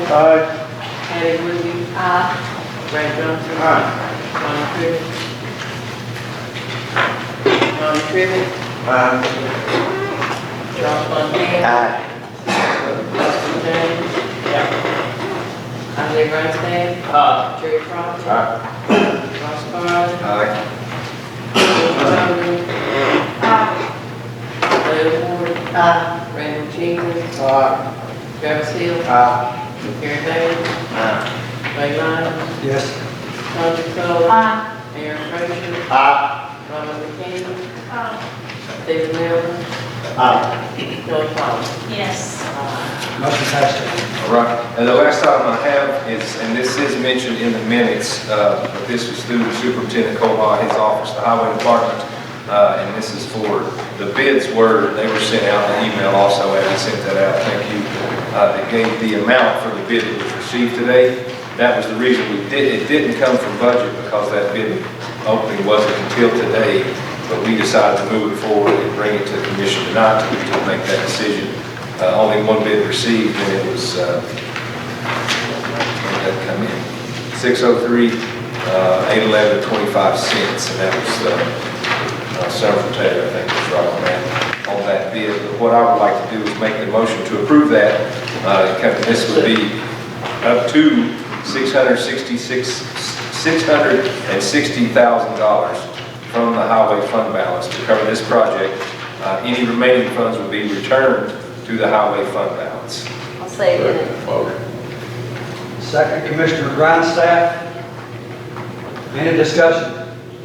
I will say, you have the total bid right there. Superintendent Koval wanted to add about 10% to that, just for some cushion on some of those line items. This money, 75, probably 80% could be potentially returned through FEMA to come back into highway department. Commissioner James? Yes, my question. Questions? Any other questions? Ready? Up to, yes, 660,000. Madam Clerk, call the roll. Mark Levin. Yes. Willie Campbell. Nancy Brown. Ron Hill. Patty Woody. Ray Johnson. Ronnie Crivitt. Charles Von Cannon. Austin James. Isaiah Rosenstein. Jerry Prophet. Ross Garland. Ginger Hogan. Layla Ward. Randall Jenkins. Travis Hill. Gary Bailey. Ray Lyons. Yes. Tony Coler. Aaron Frazier. Robert McCain. Joe Thomas. Yes. Motion approved, Chairman. Yes, that's all I have for budget. Any questions? Anything on that? Real quick update on Keep Carter County Beautiful. Ed Jordan is currently, he's in Nashville right now for a retreat they're having. He has been we, the group, or actually the submission was put in for an excellence award for leadership, and actually received that award. I think it's been in the paper, talked about it a little bit, but he's receiving that award right now. That's for $1,500. So that's good news. Chamber of Commerce also, they've changed leadership. The chairman there is now David LeBeau. It was Mr. Hachu. So LeBeau is your acting chairman. They've kind of gone a little bit in a new direction on they had kind of a workshop going on, and they're trying to maybe shift their focus from events as Covered Bridge, the tree lighting, and focus more on potential members and stuff with the chamber. But they've just kind of gone a little bit in a new direction with certainly new chairman on that. But that's all I have for any others. Any other questions on that? Good job. Thank you. Building and grounds, Ms. Ward.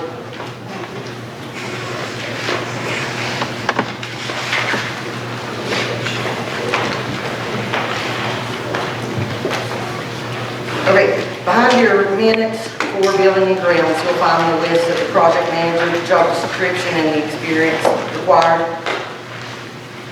Everyone's had the opportunity to look at that. The only change we would add is that this person would possess a general contractor license. And I move to approve the list of job descriptions, experience, and requirements. You put that in form of a motion. I do. Is there a second? Second. Commissioner Jenkins, any discussion? Any discussion?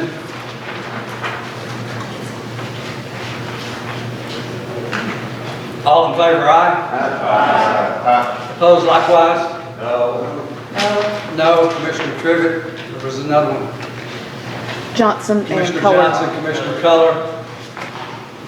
Did I get all the no's? Call the roll. There are 3 no's. Did you get those? Motion passed. And then right behind that is the quote from Keller Glass regarding the David Ferrier with the trustee's office. Building and grounds chose option 1, which is $3,185. We'd like to accept that quote and get the project scheduled for completion before the cold free season. Has this been through the budget committee? It is not. No. Is this just to accept the plans or the estimate? Yes. Well, in building and grounds, they said that it would come out of the capital improvements line item, and that would not need to go through budget. Yeah. Commissioner Jenkins? It's not even what she gets. You still need to go back to budget, okay? But didn't we already vote? Okay. I thought we already voted to set money aside for this. Yeah, money set aside in the reserve account, but no that's to be taken, go to the budget committee for it to be appropriated from there. I would request that you defer that back to the budget committee. No problem. Commissioner report. Looks like you Chairman want reports. That's all. Is that all you have? That's all I have to do. Thank you. Education Committee, Mr. Tammy.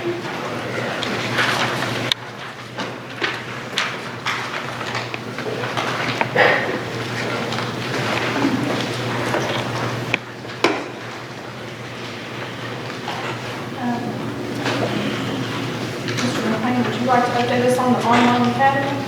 Other than just kind of the same update we had last time. Right now, I think we have about 3 students today, so we should have roughly 161 students enrolled and making progress.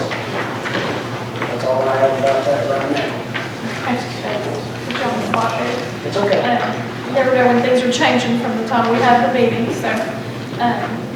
The only other thing I'd want to mention, because the mayor mentioned the Restart Program grants, which is fabulous. That's going to help dual enrollment. And Mr. Bailey informed the committee about a grant for $280,000 that will help put internet in the remaining 6 elementary schools. So that's fabulous. We also had an email read to us by Ms. Holdren. The parent is really pleased with the online. She's thrilled that independent teachers that are helping the students. She had a homeschool student that was being tutored by Ms. Holbrook. And the mother just wanted everybody to know what a great job the Teachers Online Academy is doing. So. I would just like to add to Commissioner Daniel here, everything the schools have done, roughly what we basically figured in the meeting the other night. They've added an additional $500,000 in revenue to their line with this online program. So as their students grow, our revenues for the schools increase. They've done a wonderful job with that. Good job on that, and I've enjoyed chairing that committee. Dr. Acuff's not here. The Vice Chair want to give a report on health and welfare. Mr. Vice Chair. We'll just let the minutes reflect. Okay, thank you. Thank you. Highway Department. Mr. Von Cannon.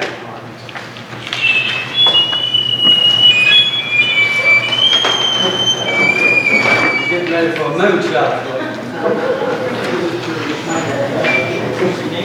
We had, for the second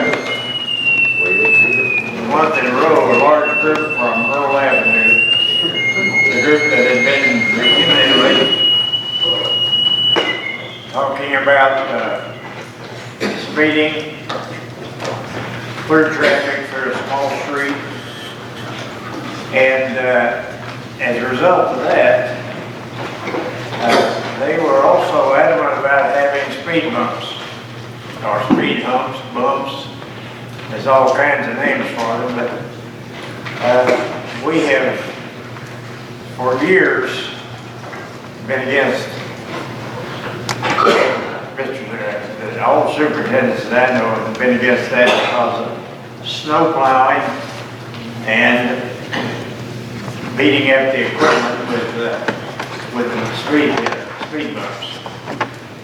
Anyway, out of that meeting came a suggestion of sign of brilliance by Commissioner Culler, who suggested a no-through traffic sign, and I have spoke to one resident after those signs were up, and she says this is working. She now believes that her children are safe on Earl Avenue.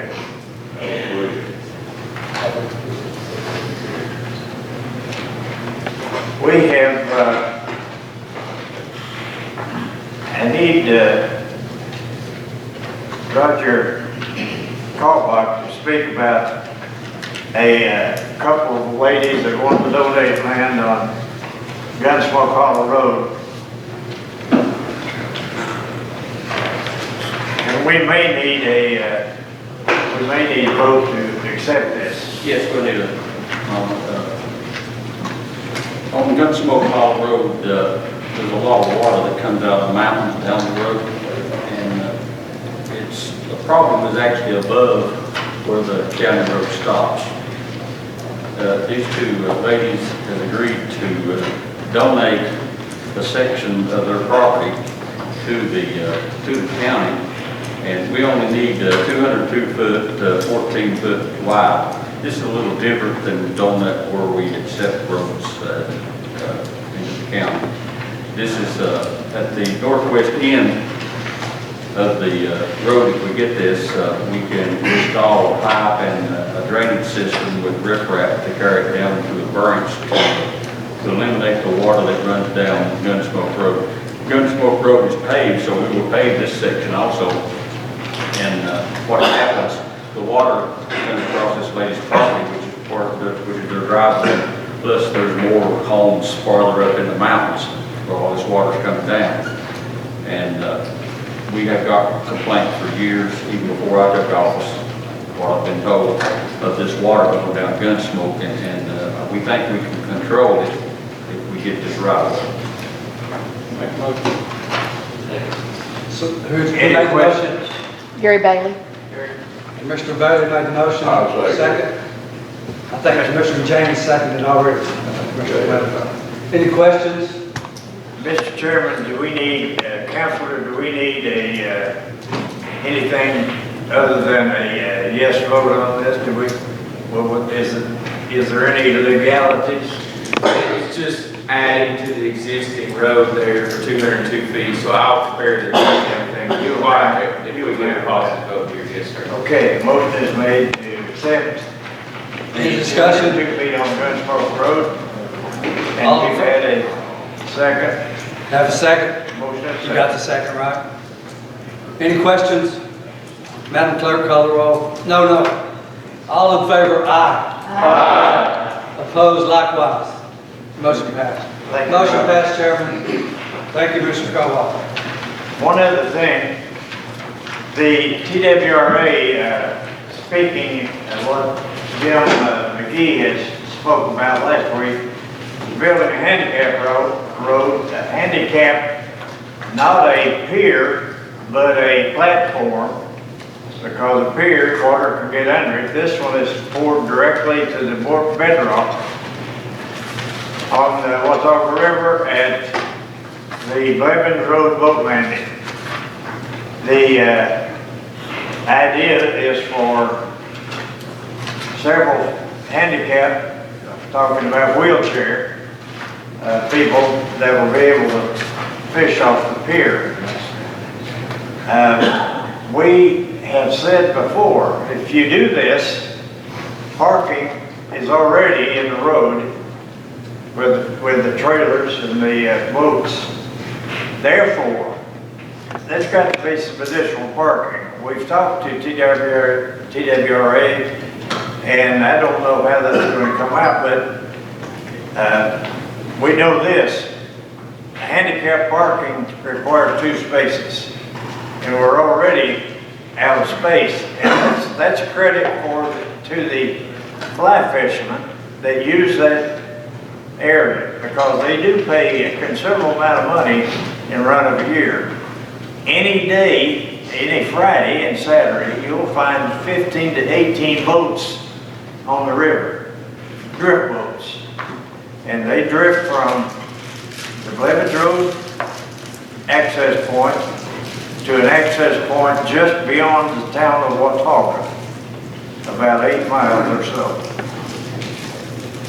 The thing we're saying though is that parking and the road must be widened.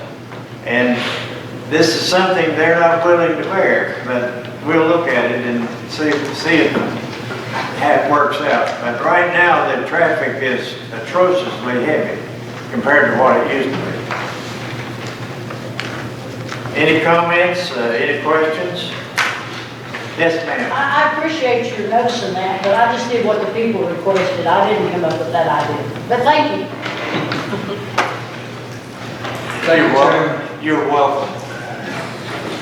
Thank you. Thank you, sir. Landfill, Commissioner Collar.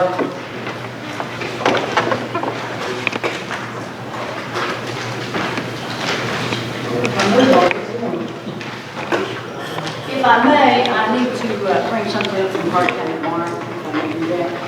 During our meeting, it was brought to our attention that once the FAA had been there over the airplane crash, there are some trees there on the property that are in the line of the flight zone, so they were not to cut those down. The Hart County Warren said that they could not make that for me to bring it to the commission, so I would put that in form of motion that we contact the FAA to go ahead and cut the trees down. Your second. Mr. James, you second. I have a question. We've got a motion second, and I have a question. Go ahead, sir. Who owns those trees? What property are they on? They're on Hart County, the property there at the northeast work development. The county owns these trees? Yes. That's, I know. Another Is question? there any power lines or anything like that?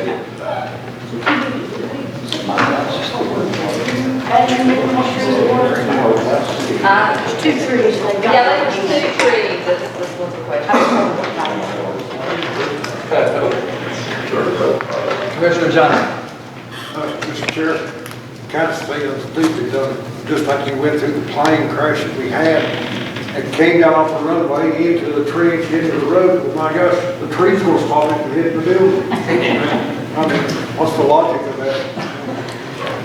I can only tell you what the FAA is requesting. Any other questions? Found engineer or janitor, which one? Any other questions, comments, Mayor? They did say they would replace, cut the 2 trees, they would replace them. Yeah, I think we did that, you said that. Commissioner Jenkins? My only question is, you said it's on Great Lakes property? It's on the Great Lakes property? Okay, so we're not technically in control of that property at the moment. But Carter County Tomorrow does not own the property, so they can't make decisions of Okay. changing the property. Just making sure that we're. All in favor, aye? Aye. Opposed likewise? Motion passed. Now, the landfill committee met the same night that the budget committee met because of the holiday. So I did not have time to bring some information to the budget committee. During that meeting, we recessed, and we went up the highway to look at a piece of property to try to get our recycling center back open. After coming back, the community had a lot of questions about the property. We had to do some expansion, it was older, that type of thing. So we were notified by Mr. James that there was another piece of property, I think many also knew about it, and it's down on Cherokee Drive. The committee members have a packet with some pictures of this building in it. It is a tremendous sized building, and I can tell you that it would be an asset to the landfill. And at this point, we would like to have it appraised. So we need to have approval for appraisal of that building before we can negotiate to go in to find out if we can purchase it. The reason why, Benny's losing $10,000 a month because the landfill the recycling shut down. Mr. Hilbert came, he's very concerned, the city's very concerned. Benny's bins are running over everywhere, he has no place to put it. So we need to get this back up on track. You know we're supposed to recycle 25%. Unfortunately, we're not going to make that if we don't get back in business. Trying to think, all my notes everybody told me to mention. The school systems, you know, we spent, what, 2 years with the Clean Trinity team, getting everybody ready to recycle. We put bins in the school system, and now they're running over and they're going to start trashing it. Pretty soon people are going to stop recycling. So we really need to get this on track. This is a good sized building. 4, 5 years, the demolition may have to be closed. If that happens, if something else doesn't take place in between time, Benny says that this would take care of the whole operation. We could take the transfer station and move it down there. There's 7 acres of land with this property, and a 400, I think it's in there, somebody remind me how many square feet? 45,000. 45,000 square feet. So it would more than take care of his storage problem, it would more than take care of his operation. Mr. Heath? Yes, ma'am. Last May or June, and I realize the whole committee was pretty much wiped out except for Mr. Von Cannon when reassignments were done last year, but a year ago, somewhere in there, I remember typing it into the minutes that it was a good plan that was being advanced by Mr. Lyons. The garage that was reconstructed where the last fire occurred was built to swallow or to handle or accommodate the recycling operation. It only has 4,000 square feet, and that would not be sufficient for the equipment and the surplus. Is this the height of property? Excuse me? Is this the height of property you're talking about? No, it's not. I just know it's on Cherokee. As you go down the hill toward the old recycling center, they usually have some cars sitting out front. It was the old And plastic. believe me, they have plenty of cars in the building. I've never seen so much junk. Mr. Chairman, I make a motion, we go ahead and have it surveyed. I'll second it. Well, it's appraised, depending on. Have a motion and second to have it appraised. Any other questions? The property up the road. What's the cost on it? Any idea? The other property, well, they were talking about $220,000 for the building was, how big was that building? It's 5,000, 5,000 square feet, and then a piece of property in front of it we have. an additional 5,000 big too. But the funds depend from solid waste. No, we have to come from the general fund. You have a tax program. I do not. I don't know what the budget costs. That's what we're asking if it comes from general fund. Commissioner Von Cannon?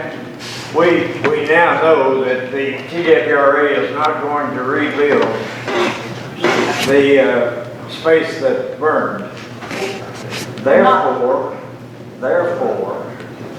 what, you're losing $2,500 a week, $3,000 a week, and the city's losing some money.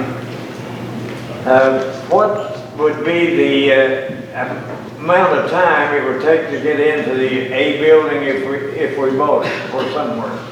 Well, we don't know what TWRA is doing right now. We haven't been told what they're going to do. Well, they just said they're not gonna rebuild it. Now, Well, the insurance company has turned loose your equipment. Okay. They've not turned loose the equipment yet. They're still in the process of, So, we're talking about 6 months, 8 months, maybe. I've given you an option, folks. Counselor, you're losing $60,000 a month. Put the baler at where it was at Benburg and save $60,000 to $80,000 a month. It makes sense. Commissioner Frazier. Are there going to be, I've got two questions, sorry. Are there going to be issues with this? Because it looks like it sits directly on the river. It does not. It does not abut the river? It goes to the river, but it's not directly on the river. There's about Yeah. 45 or 50 cars back there stacked up, so there's plenty of room. Okay, but the property line does extend It does. into the center of the river. Part two of that is that, would you be able to do anything with that section that's down there on the river? Sure, we could do something with all of it. Well, I'm looking more from a Parks and Rec type of side of things, because it's complete river access. And just putting an entrance on the other end. there is a sewer line that runs through there. Beyond that sewer line, you could possibly do something with it as far as Parks and Rec, fishing piers or so on. Ben, do you see any problems with soil testing or anything like that? Maybe possibility? I don't. They did have the building we're looking at was used for car parts. But I don't know if there's anything on the deed as far as soil testing or anything like that. Commissioner James. Oh, I'd just like to make a few statements. I mean, we've been going at this with Benny since I first came in, and we've, beat around because it was one of Benny's things from the state, and it was that we needed to start finding somewhere else to get out of that building because it was not a long-term solution. And, he's roughly occupying now about 20,000 square feet and still runs out of space at some times for storage. And this property, I don't think it's been mentioned, but another thing that's a great asset to it is it also has a loading dock, which we really don't have one now. So that's definitely a safety concern we have with issues with them loading the way they're loading now. And the main thing is we're stuck pretty well. The state mandates us that we've got to recycle, and so we're, eventually before long, they're going to stop saying, okay, this is an emergency situation, and now what are you going to do? We've got to get back to operations. So. Do you have to make any modifications to the building to get the garbage trucks in or out or anything We'll like have that? to put two larger doors in. And then as far as for heating purposes, we'll partition some of it off to where that you wouldn't be heating as much space. Store any space that's not heated or. Commissioner Jenkins. One more question, I'll shut up. So what Mr. Brock Cannon was saying, would it be even worth it to temporarily? Well, depending if Mr. Von Cannon has donated it, then we can Well, I mean, discuss that's it. the question. But so far, he hasn't agreed to donate it, and we cannot I pay tried to him. donate stuff before and I had no success, so forget it. Would it be worth it or not? And then The only thing, it would help us, and it's gonna take a couple months either way we go. If we go up here, it's gonna take, there's a mess in there too, they gotta clean out. There's a mess in this building, they gotta clean out. So we can either set stalemate and do nothing for the next couple of months, or You know, if he's willing to play ball. If I might just a second, Joe, the insurance is going to pay for the equipment at one time. So One once time. it's moved, they pay for it. Commissioner Grindstaff, Commissioner Grindstaff, All we're voting on is to appraise the problem.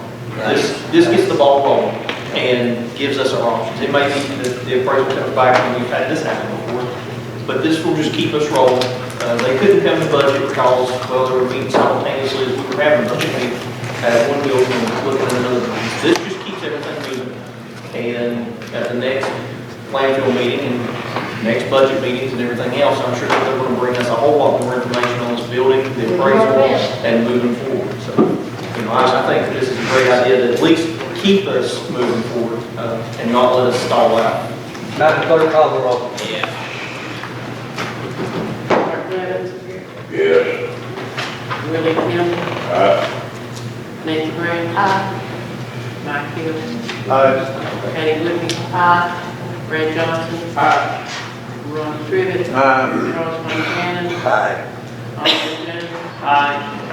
Isaiah Grandstaff. Joe Crawford. Ross Carlin. Ginger Hogan. Randall Ward. Randall Fisher.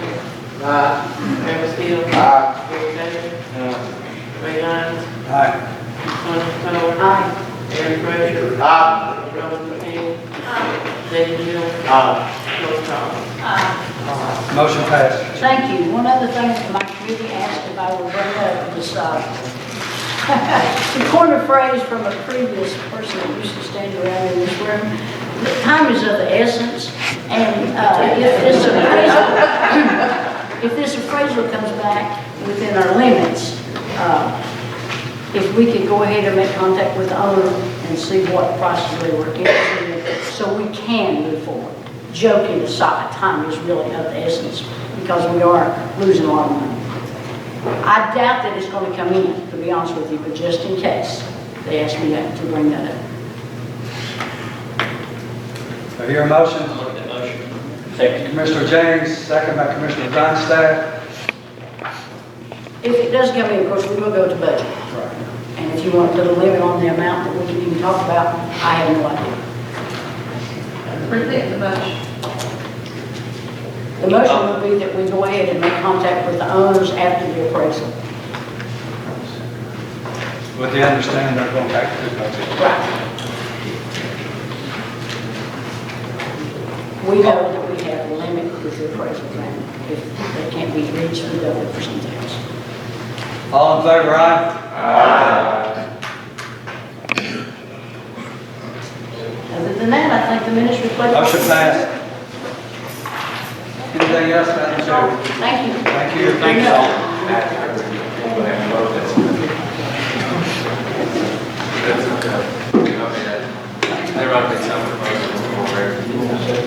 I've been advised by the council to go back to this last vote. Does anyone oppose that? Anyone oppose the last motion? Let the record reflect that no one opposed that motion. Thank you, sir. Moving on to committees. Law enforcement. Chairman Crawford. Yes, sir.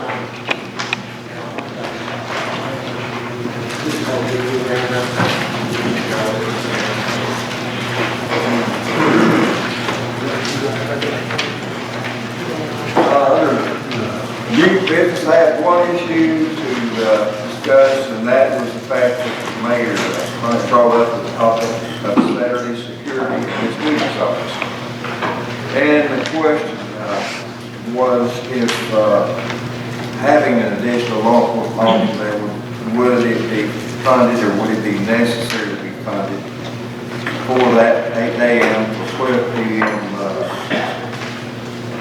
business, during the 8 a.m. to 12 p.m. business hours on Saturday morning. I asked the sheriff about this, about the budgeting, and he said no, it had not been budgeted. Now, he said there was no need for any changes or any security there during those hours. Now, I thought this would be fine to let it go as is, but I have not addressed this with my understanding is if she has any clause about this, not having security, it would be most likely up to her to address the sheriff's department about this. And like I said, the sheriff did not bring up any issues pertaining to the office hours. Ms. Goose, would you like to make any kind of comment pertaining to the security? Well, there's nobody else in the building on a Saturday morning except their office. I understand that. Have you had any reason or any problems that you can remember that might need to be addressed, and if so, would you bring this to the sheriff? That's basically the question.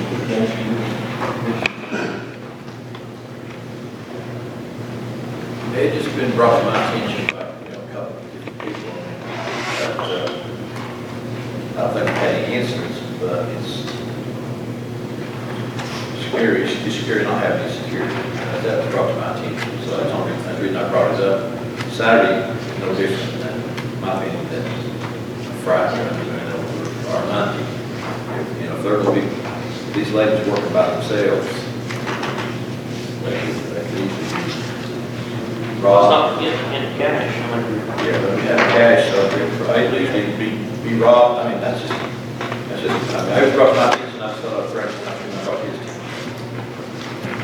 It takes one time. One time. You beat me on that. Well, the only thing I guess to do is to bring for the law enforcement next time and have the sheriff there also, so we can, Ms. Goose, if you might be there, we can get something squared away on this. Get security or whatever. I thought they had something. Well, I was under the assumption that they had been passed, but the sheriff advised me no, they had been a purpose. Commissioner Grindstaff, could you help with this? I think that one of the things that's being referenced is sometime back, and don't ask me to quote dates or times, sometime back it was passed for a courthouse security officer that did not include Saturdays. That was a full-time court security officer position, Monday through Friday, as long as the courthouse was open, but did not include Saturdays. And if I remember correctly, the sheriff even specified that it did not include Saturdays, and that if any time we wanted to add Saturdays, that would have to be something that would have to be taken into consideration and added at a later date. At that time, that was not part of the ordinance. So there is a full-time courthouse security officer position that has been funded by the county. However, it does not cover Saturdays. I got a lot of that, but did you say that there were not anyone else, there's people available, are they assigned to that one location? There are, the only thing I can tell you is this, and I'm not the sheriff, can't speak for him, can't really speak anything on that.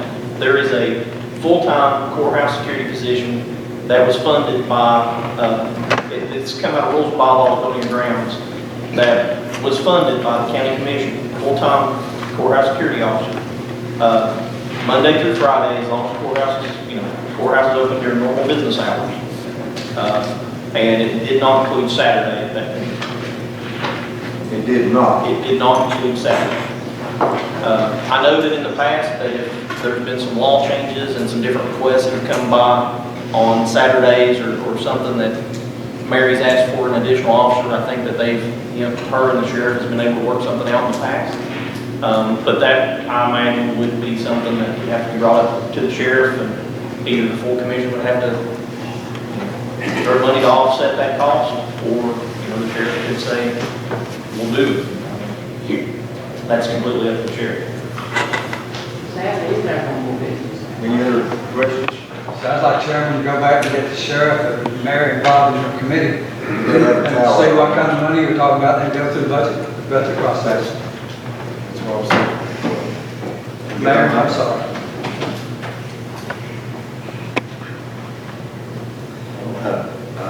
The shooting one block over last night. I mean, that's one block away, and these ladies are in here by themselves, ladies and gentlemen. I mean, I cringe at the shooting right one block away. So, I mean, whatever it takes to protect these women, I think we all probably agree with the urgency of of the situation. As soon as you can get the committee together with the sheriff and with Mary, come up with some numbers, and I go back to the new budget committee and see what you can work out, Chairman. You take care of it. Thank you, sir. Nominating committee.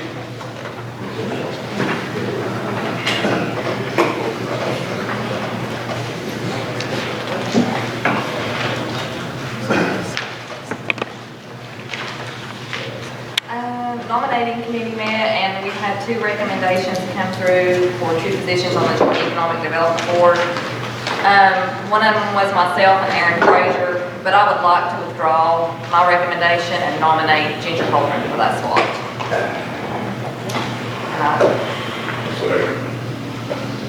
I guess we could put it in the form of a motion. You put it in the form of a motion? Yeah, I like to put it in the form of a motion. I withdraw mine and I would like to nominate Ginger Holden. Do I hear a second? Commissioner Fellows, second. Any discussion on the motion? Joint Economic Development Board. The Joint Economic Development Board. This is coming out of the nominating committee. Several nominations went through that board. The 2 that came out were the 2 that she mentioned. Myself and Aaron came out, but I would like to withdraw my recommendation and nominate Ginger Holden for that position. That's what I understood the motion was. You guys have a motion? Any discussion on the motion? Seeing none, all in favor, aye? Aye. Opposed likewise? Motion passed, Madam Chair. And that's all we had. That would be for Aaron and Ginger to be on the committee. Thank you. Was that motion just to replace? Okay. Do we need to do it for Aaron in a second? Yes. But I don't think you actually voted to elect people to it. I think you just voted to change you. Change mine. To change you out. Just change the 2 coming out of committee. Now we've got. So now the 2 that have been recommended would be Holdren and Fraser, and I would like to put that in the form of a motion.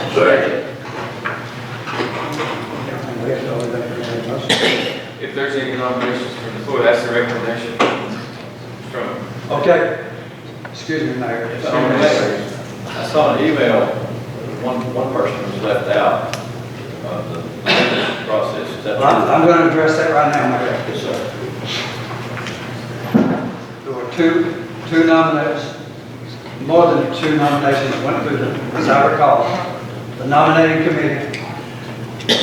The nominating committee voted for those 2 nominations that you brought to the floor. The motion we just made was on your motion to withdraw your name and replace it with Ms. Holden. Yes. Right? Yes. So now we have to open the floor up to approve those 2 nominations coming out of committee and open the floor up for any other nominations from the floor. Is that correct, Councilor? I think our motion now is to accept nominating committee recommendations and appoint those 2 to the board. If there's other nominees, you can certainly accept other nominations. That's what I'm saying. Any other nominations? Any other nominations? Okay. All in favor of these 2 nominees? Aye. Aye. Any opposition? No. No. Is that Commissioner Culler? Commissioner Culler, no. The rest ayes. Motion passes, Madam Chair. Thank you. Thank you. Rules and bylaws, Mr. Jenkins. Sir, the minutes pretty much speak for themselves. There's one thing, we're looking into road pro. Of course, we're having some problems tonight, but we're looking at some different steps that we can do. So we'll be in touch with you. Tonight makes it more urgent, doesn't it? Absolutely. I just validates the point. Thank you, sir. That's the end of the Budget Committee reports. We've gone down the agenda, County Attorney reports. Mr. Hardy. Yes, sir.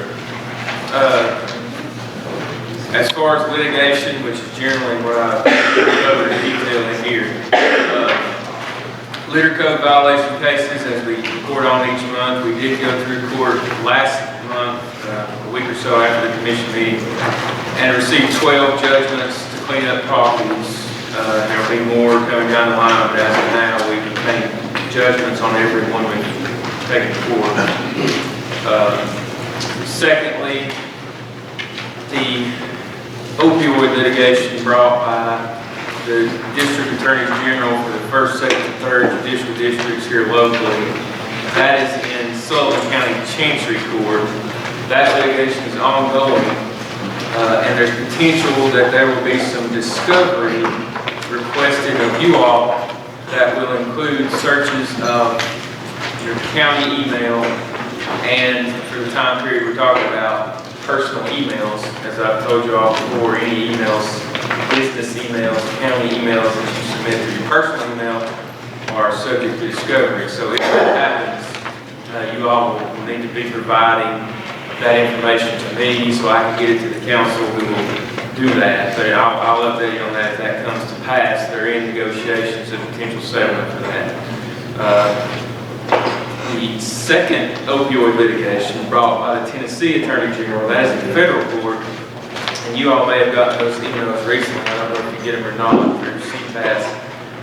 Essentially, they've consolidated a settlement class, and there is potential settlement talks for that one as well. That's the one involving Purdue Pharma, and they also filed bankruptcy today. I don't know if you saw that email or not either. So the goal of that is the Attorney General is trying to work out a settlement where potentially billions of dollars will be disseminated amongst the state. But they're bankruptcy protection, so that's going to be a little bit complicated. But anyway, if anybody needs any more additional detail on those, I'm happy to explain it. It's a little bit hard to do in a summary, but those are all still ongoing.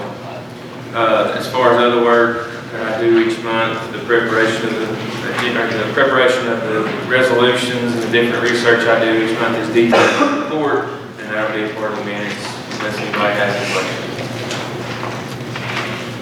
Questions?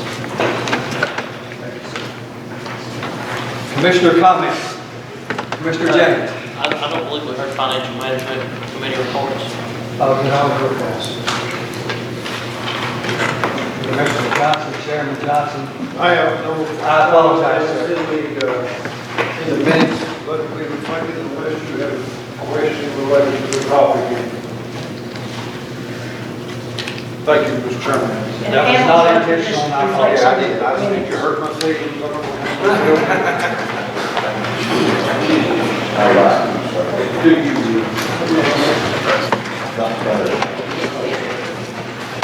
Okay.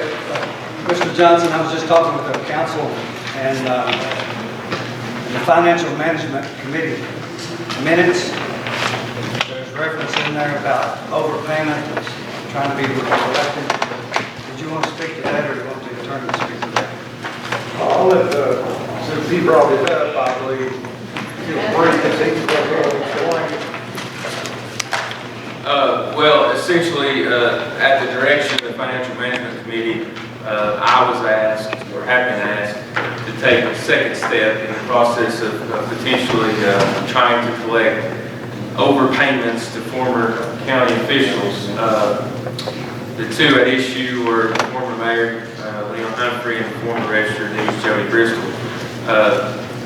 Based upon the records provided by the Finance Department, and I'll let Brad explain any of that he wants to. It appears as though there's been an overpayment in each scenario, one roughly $3,000 and one roughly $5,000. Let him give you the exact numbers. There was an informal request made to the Finance Office regarding this, and as of yet, there's been no resolution to it. So the Financial Management Committee voted for me to take the next step and send a formal request to ask for those funds to be returned. Obviously, that request may or may not be honored, and then it would be an additional step which you all would be authorized to move forward with if you decided to pursue litigation. But I'll let Mr. Berger, I guess, explain the actual numbers part of it. And as far as then after that, we need to vote. I need to vote from the full commission before I proceed with that. Byrd, Yes, I have one question to ask you. In the employee handbook, did the employees and also the elected officials come out of the same pond? Is that correct? about the same. Is that counting the vacations and everything, their time sheets, everything is always there? Okay. Is that correct? From what I understand, county officials are entitled to vacation and sick leave. The vacation. Now, be careful there, because the vacations, you may be some vacations that wasn't due there. So you need to go back and check your papers. That's what I'm saying, county officials, from my understanding, county officials don't earn vacation, accrued vacation or sick leave. They what? They don't. They do not. Do not accrue vacation or sick leave. County officials. I'm gonna make a motion that we let them two come forward and let them present their case and show what's what before we take any other action. No, we need to get back to the attorney, Ronnie. That orders, that motion's out of order right now. Well, I don't know if you all have specific questions for Brad as far as the numbers, but that's the general case that we're in. So I guess before I take it a step further, just based on Financial Management Committee, I want the full commission's recommendation as to whether I'm supposed to formally pursue collection of this, starting with a request or not. And I think I need a majority vote of the full commission before I do that. Is the request binding? If the whole commission votes on it, it's binding, the request. The step they authorized in Financial Management was for me to write a letter requesting the return of the funds and no more yet. But are you gonna let them come forth and explain their case? If it's on the agenda, and they certainly. The only thing I'm talking about so far is writing a letter. That's it so far. Just writing a letter to them? Yes, sir. Commissioner Collins. If I may speak on some issues that I have with this, one, I'd like to see this in black and white myself. Two, they pay taxes, they've got the retirement, they got the W-2s, they'll have to refile everything. You know, if there's a mistake been made, it's been made, let's correct it before it happens again. Let's just let this go. Thank you. Commissioner James. If I may, County Attorney, if we have to pursue this farther than a request, would it not end up costing the county more than what the outcome is here? Certainly there's that potential. And as I mentioned in the Financial Management Committee, I mean, these were former clients of mine, so I would have to get clearance through the Board of Professional Responsibility before I could even see if I could file it on behalf of the county. So it may involve outside the council if you had to pursue litigation. Commissioner Grindstaff. I kind of have to say what Sonia says on this one. Of course, I was out there in the last county commission meeting, just kind of curious how it's all came about. I mean, was it like an oversight on our side? Was it they turned in time sheets and claimed wrong amounts? Was it, I mean, They don't turn in time sheets. I think it's just, I'll let her write it. The issue, I guess, was created by the fact that the county went to a pay period where they're held back for 1 week, maybe 2 weeks, eventually, back in 2015, I believe. And technically, county officials should just be paid twice a month, the 5th and 23rd, 10th, and the 25th, whatever.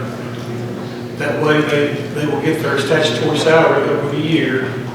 And I know auditors every year check county official salaries, compare those to the statutory minimums set by the state. And to my knowledge, there's never been a problem in past years. But it came about when these two officials left office.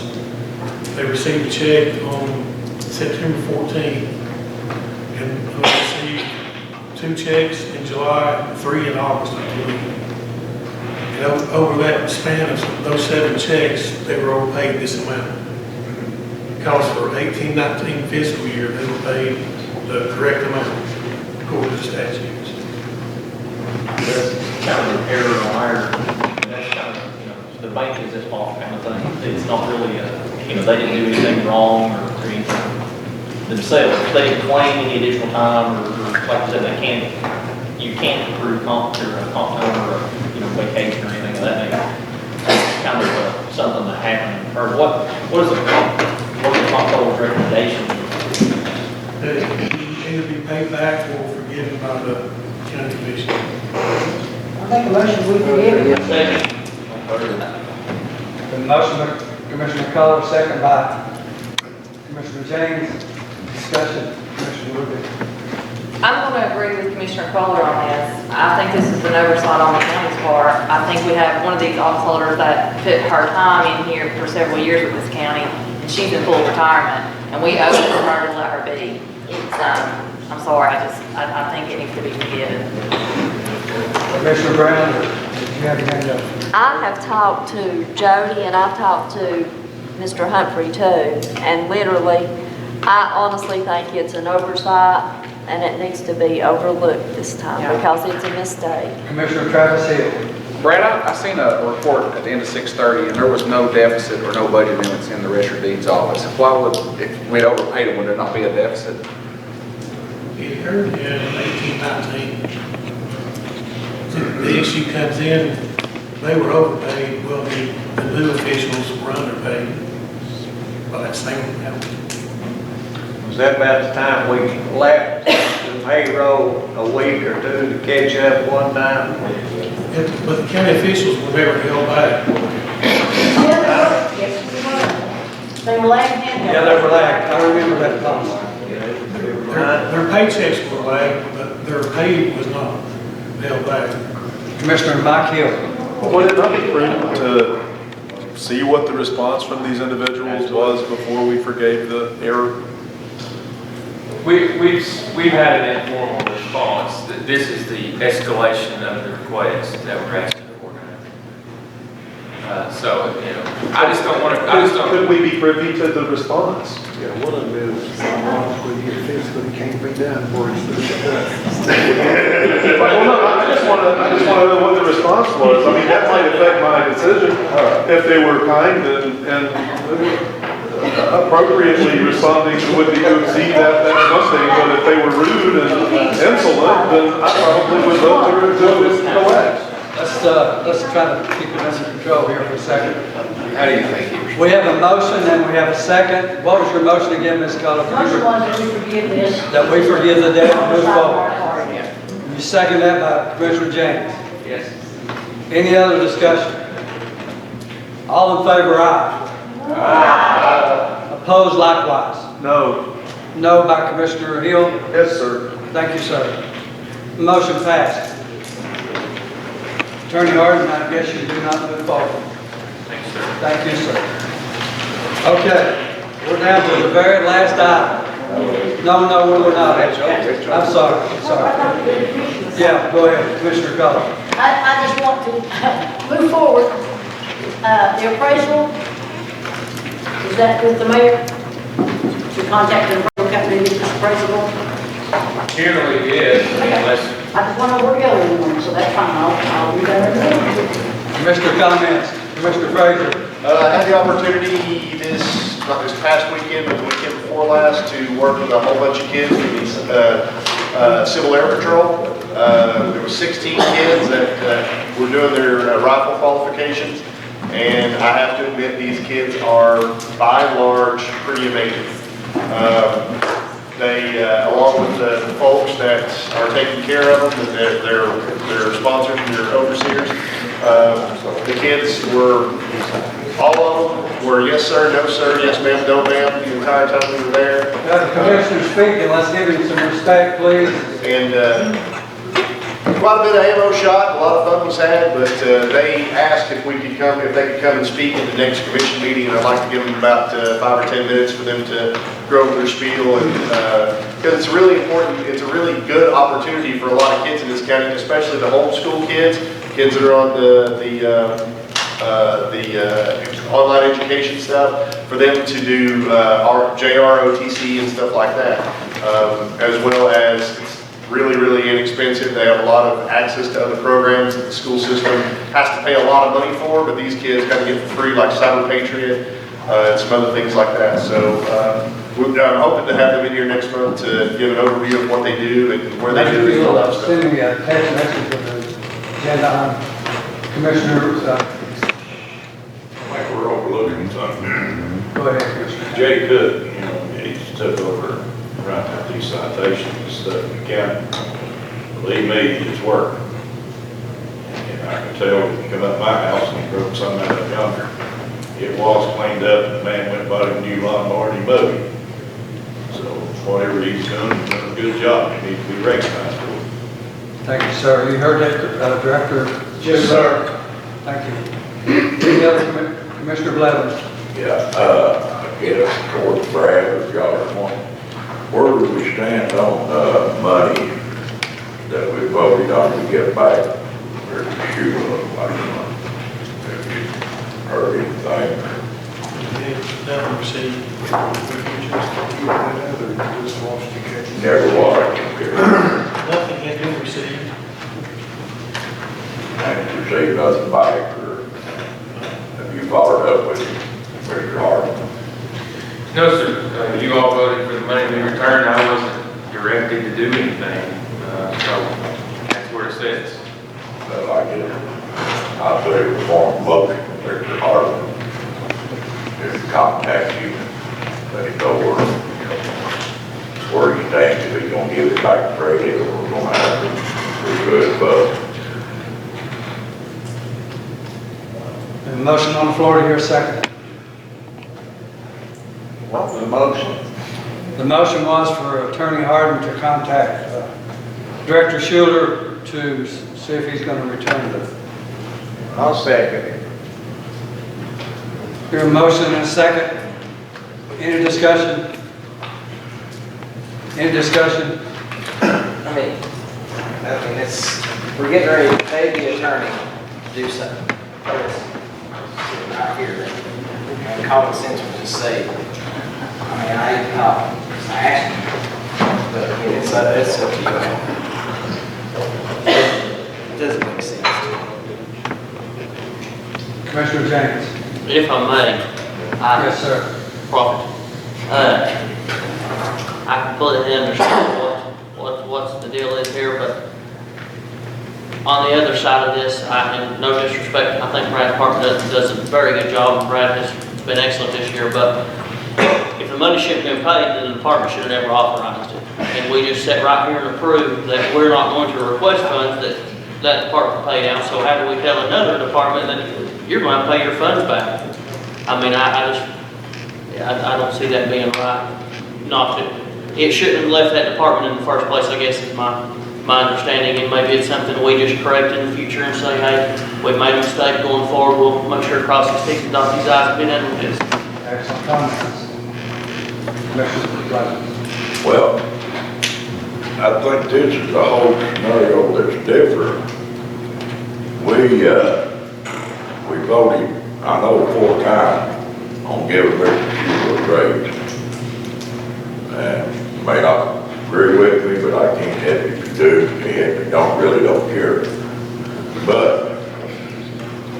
my whole point is, I think this was an underhanded thing with a planning commission. That's my whole point. I think they would have valued the law was broke. They took it up 2 different line items, and I think the county deserves the money back. What I think. Mr. Blevins, if I could ask you a favor.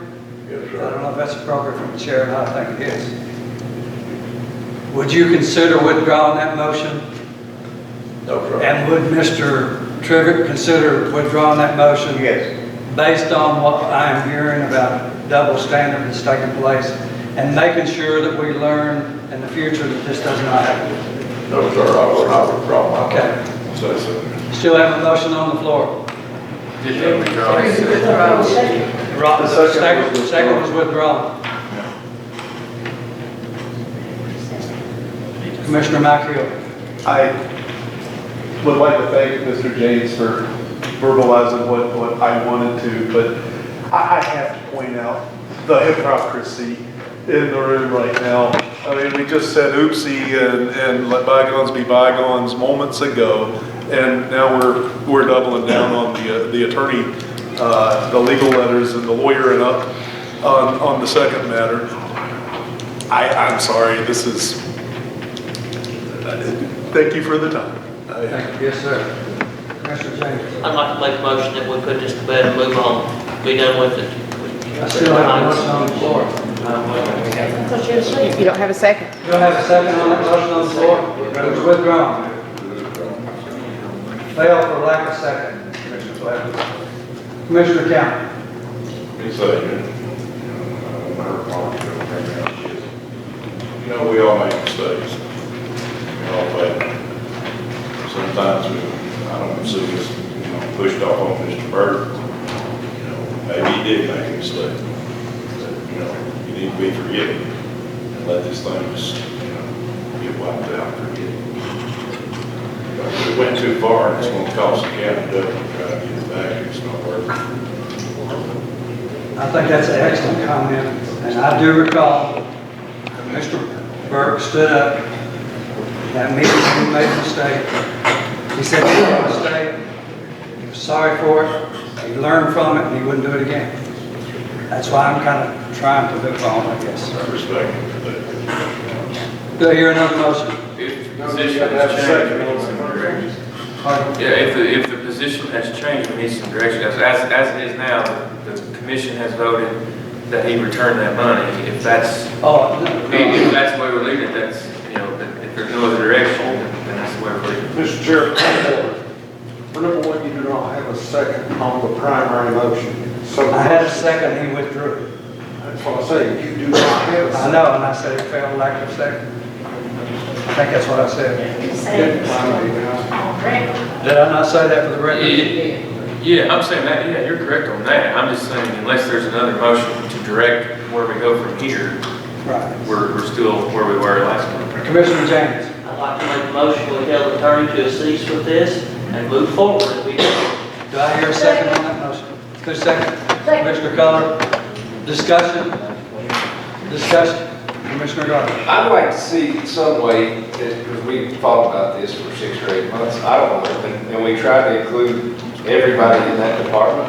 I think this was directed solely for Mr. Schuler, as Willie made the point of how good a job Mr. James has done, what Mel's done, and the other 2 employees. If there's some way that Chris could take that 15, if it's available, whatever, disperse that on to his employees to help them out. And with this money that's been appropriated, that we could somehow disperse it out somewhat evenly so that people can get their fair share as well.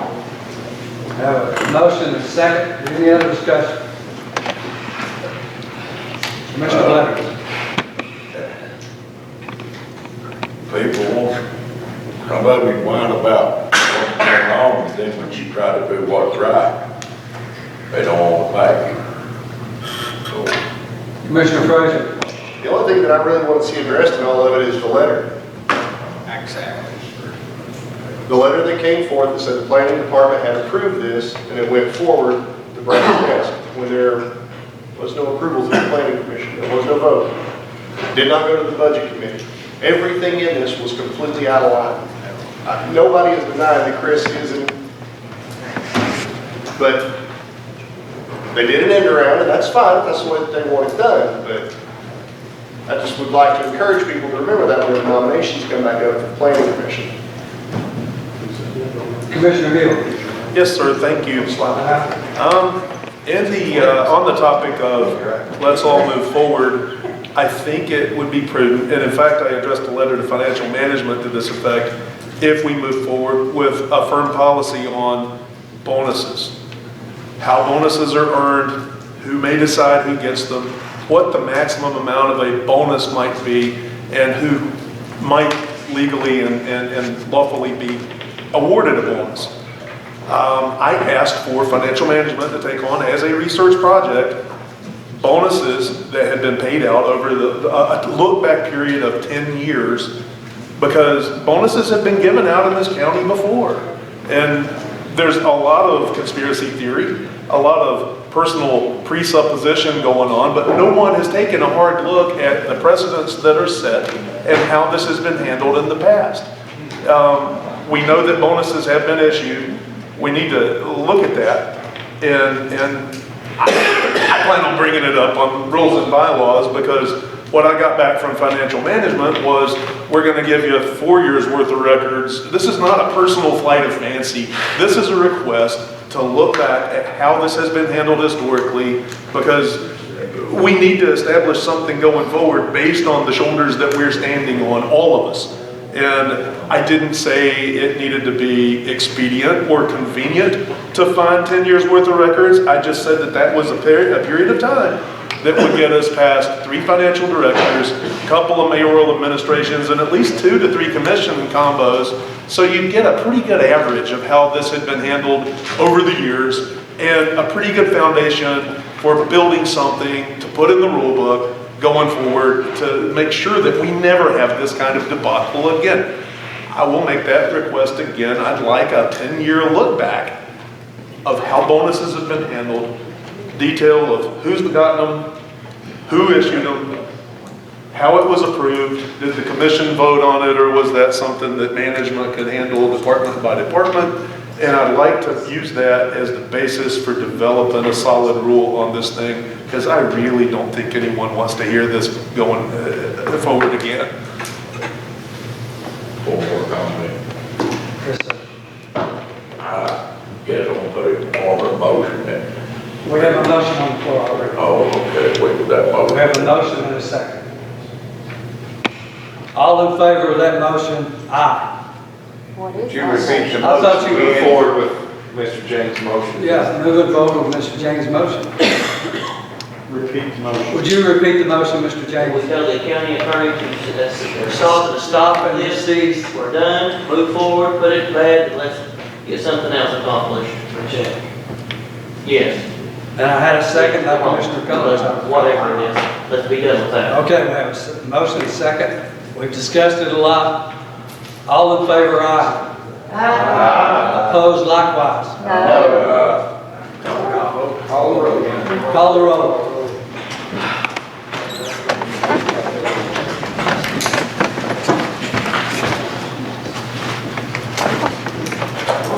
Mark Evans. Mark. Mark Evans. How do you spell that Parker system? Willie Campbell. No, could you? How do you spell I've that? got a reason why. Nancy Brown. No. Wrong. Mike Hill. Aye. Patty Whitby. No. Brad Johnson. Ronnie Crivitt. No. Charles Montana. No. Austin James. Isaiah Grindspan. No. Jerry Crockett. Ross Garland. Ginger Hogan. Layla Ward. No. Randall Jenkins. Travis Hill. No. Gary Bailey. No. Ray Lyons. Yes.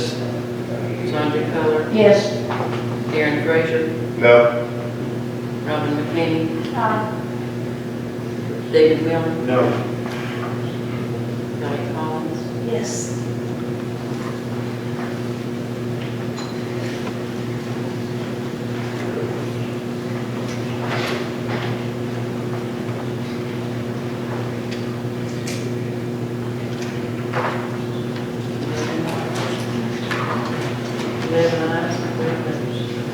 Motion failed. Make a motion with adjourn, Mr. Chairman. Second. Mr. Blind, Commissioner Blevins had his hand up. Go ahead, sir. I guess we could maybe resolve it like this, that I'll make a motion what Robert talked about, that he get the money back and divide it up between his employees and his office. Well, let me clarify something. Counselor, you help me if I'm wrong. I think the commission has already voted for him to return tonight. That has not happened. And so the county attorney has not pursued that because we have not told him to pursue that. Okay. So that's up, in my mind, that's up to Director Schuler. That's what he wants to do. Unless we instruct our county attorney to pursue anything more. So that's, am I correct on that, Counselor? Yes, sir. And if it's going to be pursued, it's going to likely involve an attorney-client meeting, and it's going to likely involve outside counsel. I'd like to offer payment for his attorney, so that the man's gonna make money out of this, y'all gonna get your other things. Okay, who made the motion to adjourn? I did. I said. Your second? Yes, sir. Commissioner Mike Hill, second. All in favor, aye? Aye. Stand adjourned. Thank you very much.